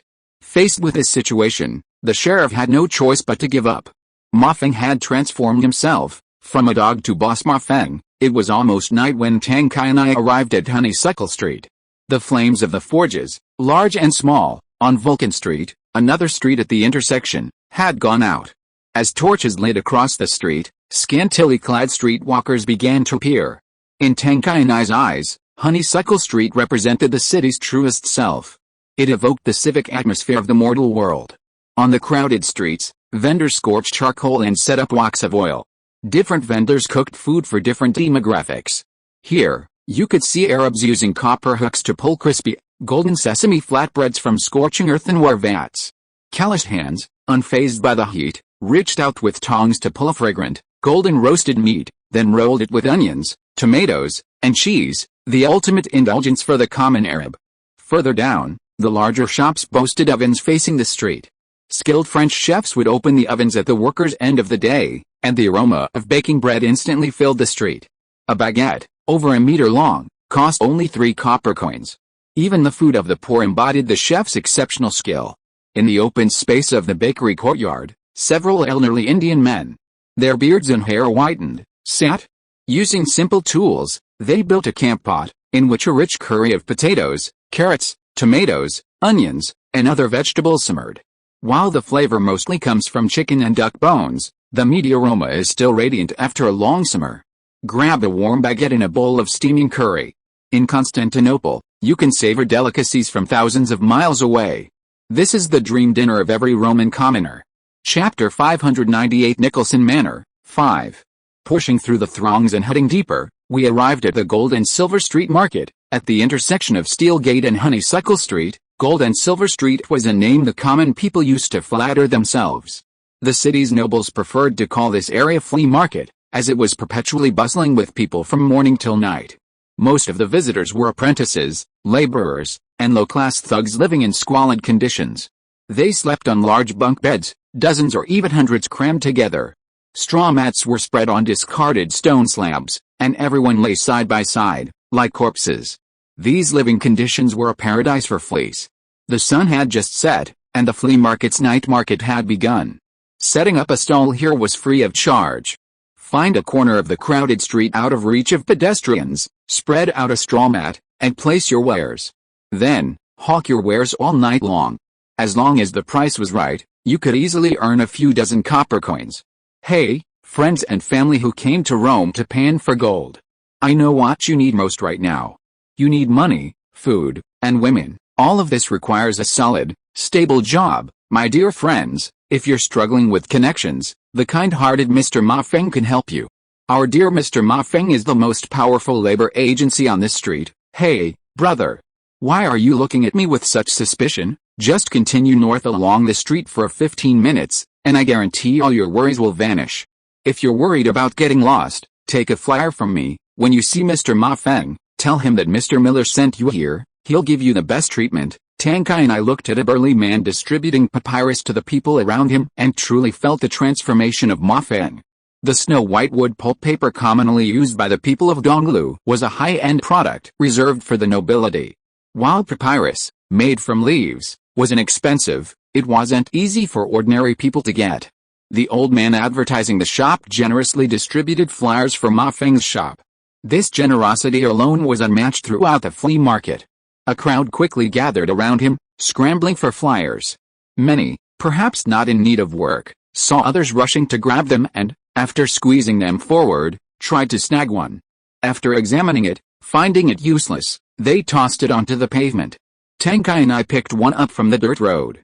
The flyer was crudely made, but it accurately indicated the route.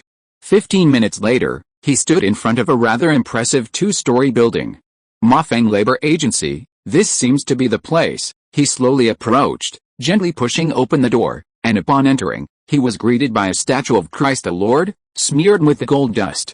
Country dog Ma Feng, dressed in a Roman toga, was devouring a roasted pork knuckle with his mouth dripping with grease. Glistening grease trickled down the corners of his mouth. Ma Feng, consumed with such ferocity, disregarded decorum, rolled up his sleeves and wiped the grease directly onto the cuffs of his linen robe. He was accompanied by a group of underlings, gathered around a long table, devouring the overflowing food with relish. A room full of thugs sat beside a gilded plaster statue of Christ the Lord, all dressed in Roman robes as they frantically stuffed their mouths with a variety of meats. The scene unfolding before him perfectly fulfilled Tang Kai and I's every imagination of a nouveau riche. There was a gentle knock on the door, and Ma Feng looked up, the first to set down his food. The East Continent man before him had a sense of déjà vu, as if he had seen him somewhere before. After squinting his eyes and pondering for a long moment, he couldn't place the thought. Ma Feng wasn't to blame. Even within the legal school, Tang Kai and I's skills in disguise were unmatched. During his journey into the Black Desert with Ma Feng, he had disguised himself as the leader of Heath Brancher's guards. Back then, the chief guard was a muscular figure, always sitting upright on horseback. He looked a far cry from his current scholarly attire.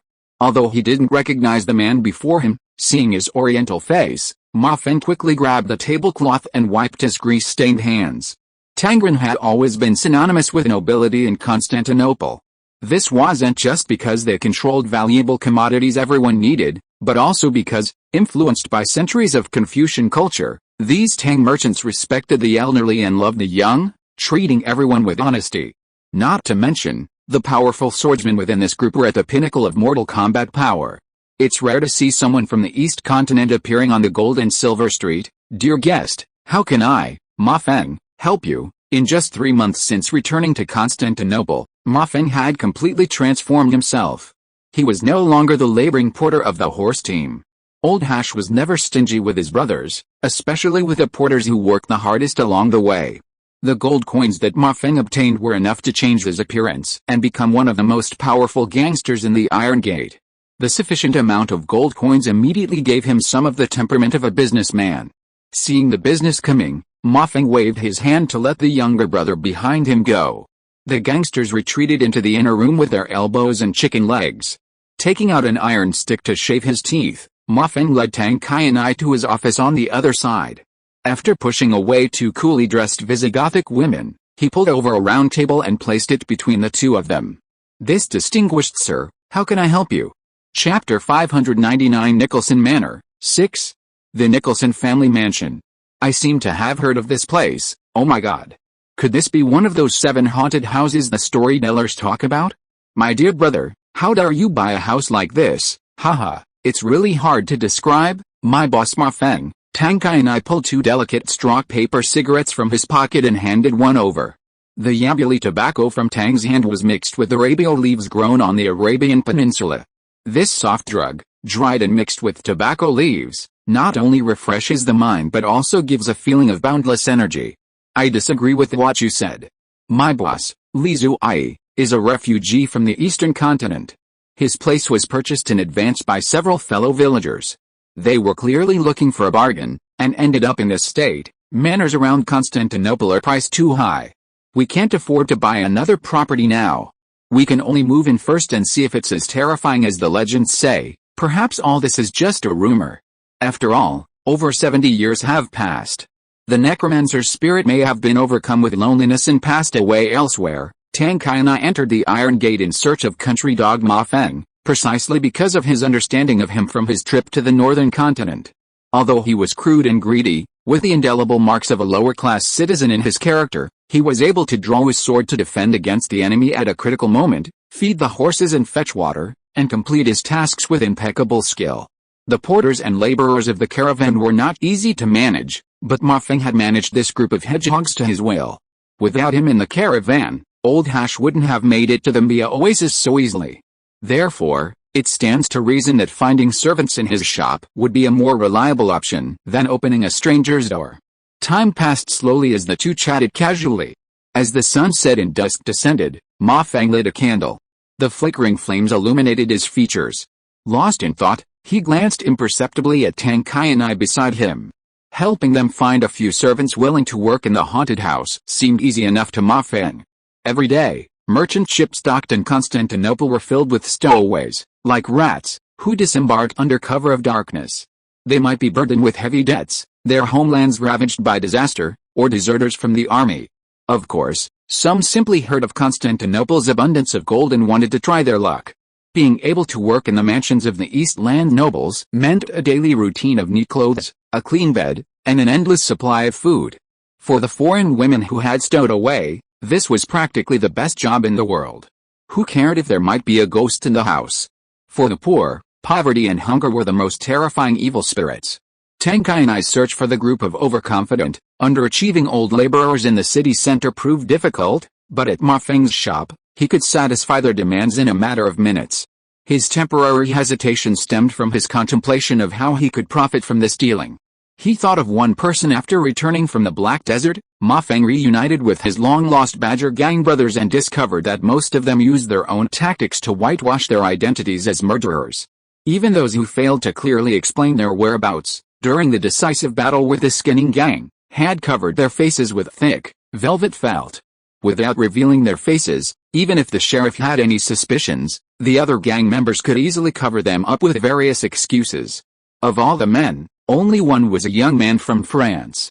He was the youngest of the Badger Gang, yet the most ruthless. Of the 50 or so casualties that night, more than half fell to his broadsword. Ma Feng repeatedly warned everyone to wear masks if the time came to draw their swords. But when the young man, in his frenzy of rage, didn't, he didn't. To Ma Feng, he looked nothing like the smooth-talking Visigoth rogue. The fiery murderous intent he exuded as he wielded his blade made him more like a crazed Viking. Yet, no matter how he questioned him about his name and origins, he simply replied that he had grown up with his biological mother and adoptive father in the Holy Duchy of France, earning a living by doing odd jobs. 5 months later, when Ma Feng returned to Constantinople, he was surprised to find the young man's portrait still hanging on a sign in Hagia Sophia Square. Every citizen living in the city knew the Skinning Gang were a group of thugs who committed all manner of evil, but it was undeniable that they were also a considerable source of income for some council members. The Roman sheriff offered a reward of 30 gold dinars for him, as he was the only perpetrator of the Honeysuckle Street massacre witnessed by a citizen. Ma Feng was a treacherous and cunning man, and his business was tinged with both guile and guile. But as the old Eastern land proverb says, every inch has its own merits. He had been able to persevere as a gang member in this city for over 20 years, which must have been due to his exceptional qualities. Ma Feng's only strength was his fierce loyalty, whether to his boss or his subordinates. When he needed work outside due to financial difficulties, even if other bosses offered him a higher price, he would still choose Muhammad Hash. He could be as cruel as a demon when it came to his subordinates' votes, but he would do everything he could to help his Badger Gang subordinates, especially those who had shed blood and sweat for the gang. After returning to the city, the destruction of the Skinning Gang and the sudden windfall of wealth allowed all of Ma Feng's men to transform themselves and enjoy a life of meat every day. Meanwhile, the most prominent figure in the Badger Gang was now forced to hide with his entire family in a dark and dank cellar, avoiding the city's bounty list and the sheriff's pursuit. Sending them to this aristocratic mansion far from the city seemed like a perfect solution. To the people of Eastland, all blonde, blue-eyed Westerners looked roughly the same. Even if they saw the notice, they might not be able to tell that the young man was the wanted killer. Besides, a lean camel is bigger than a horse. While 30 gold coins might seem like a considerable reward to ordinary people, to these Eastland nobles, they could easily shell out 100,000 gold for real estate. Among this class, no one would carefully examine a bounty list posted on a street corner. After finishing a cigarette, his eyes darting, Ma Feng finally formed his argument. Tisk tisk, your house is really hard to deal with. The reputation of a haunted house is too loud. Anyone who can breathe in this city has heard of the legends about the Nicholson house. Don't even think about finding the disciples of the Holy Lord. They are impossible to find. But if you don't mind the servants of the god King Odin, I do have a family candidate. This family consists of an adoptive father, a biological mother, and a son. The adoptive father is from the East continent. No one knows which country he is from.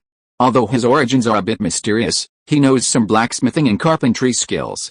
I feel like this person has worked in a wealthy family. Their son is 15 or 16 years old.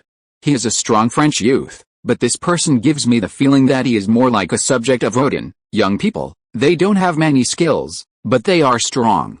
Repairing the house and weeding, these tasks can be completed without any problem. The most valuable one is the woman in the family of 3, in addition to washing and rinsing, which ordinary women can do. She is also a good singer. Ma Feng leaned close to Tang Qianai's ear and said seriously, don't look at her as a servant now. In her youth, she was a subordinate of Loki Starrig, the king of Paris her name is. She was called Siren Jelin. Chapter 600 Nicholson Manor, 7.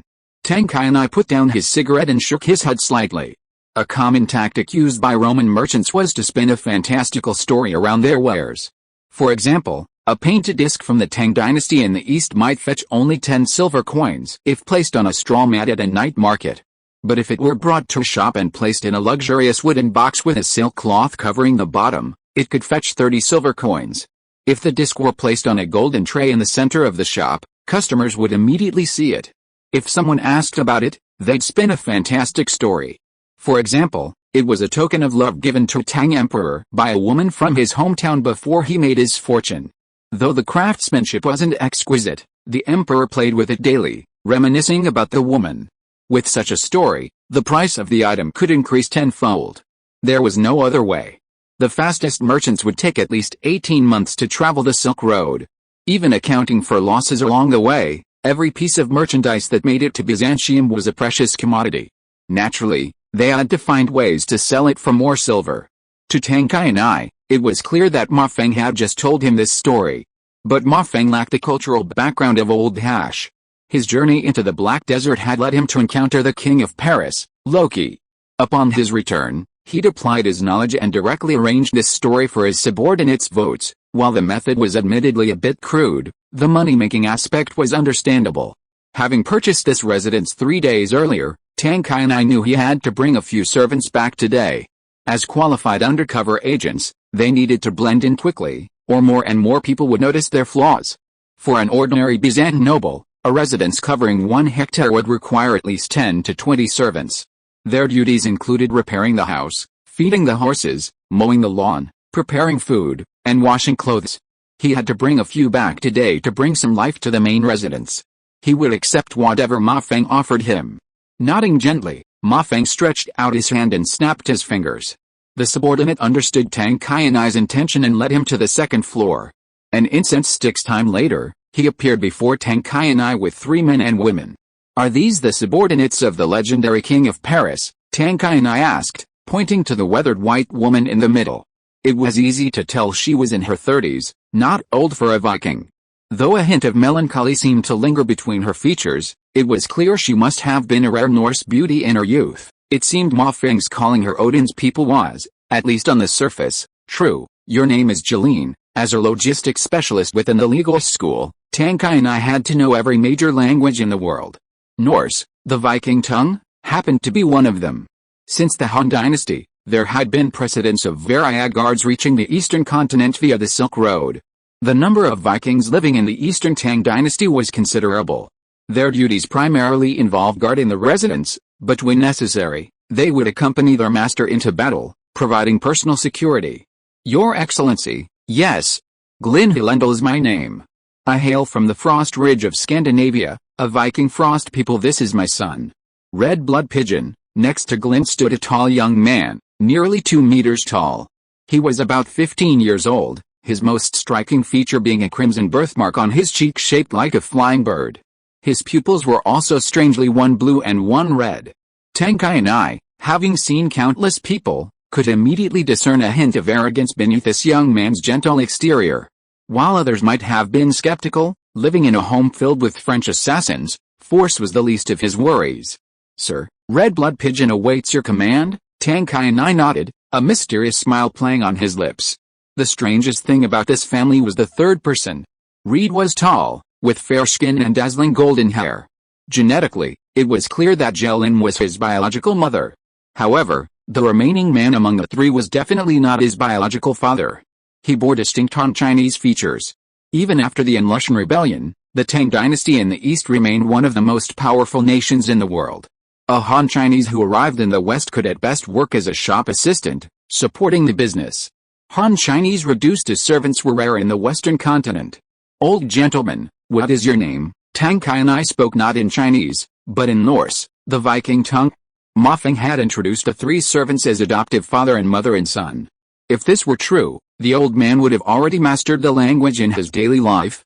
"My lord, my name is Mo Kui, and I am a down-and-out blacksmith." Of the three, the Viking mother and son were both quite simple-minded. They were like blank sheets of paper, and Tang Kai could see through them all at a glance. Only this old man from Tang country evoked a vague, elusive feeling within him.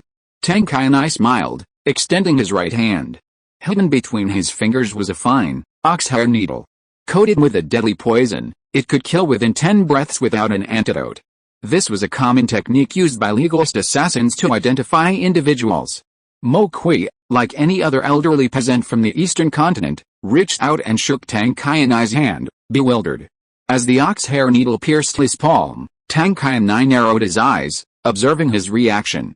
If he were an eastern continent cultivator, the sensation of a deadly poison entering his system would be unconcealable.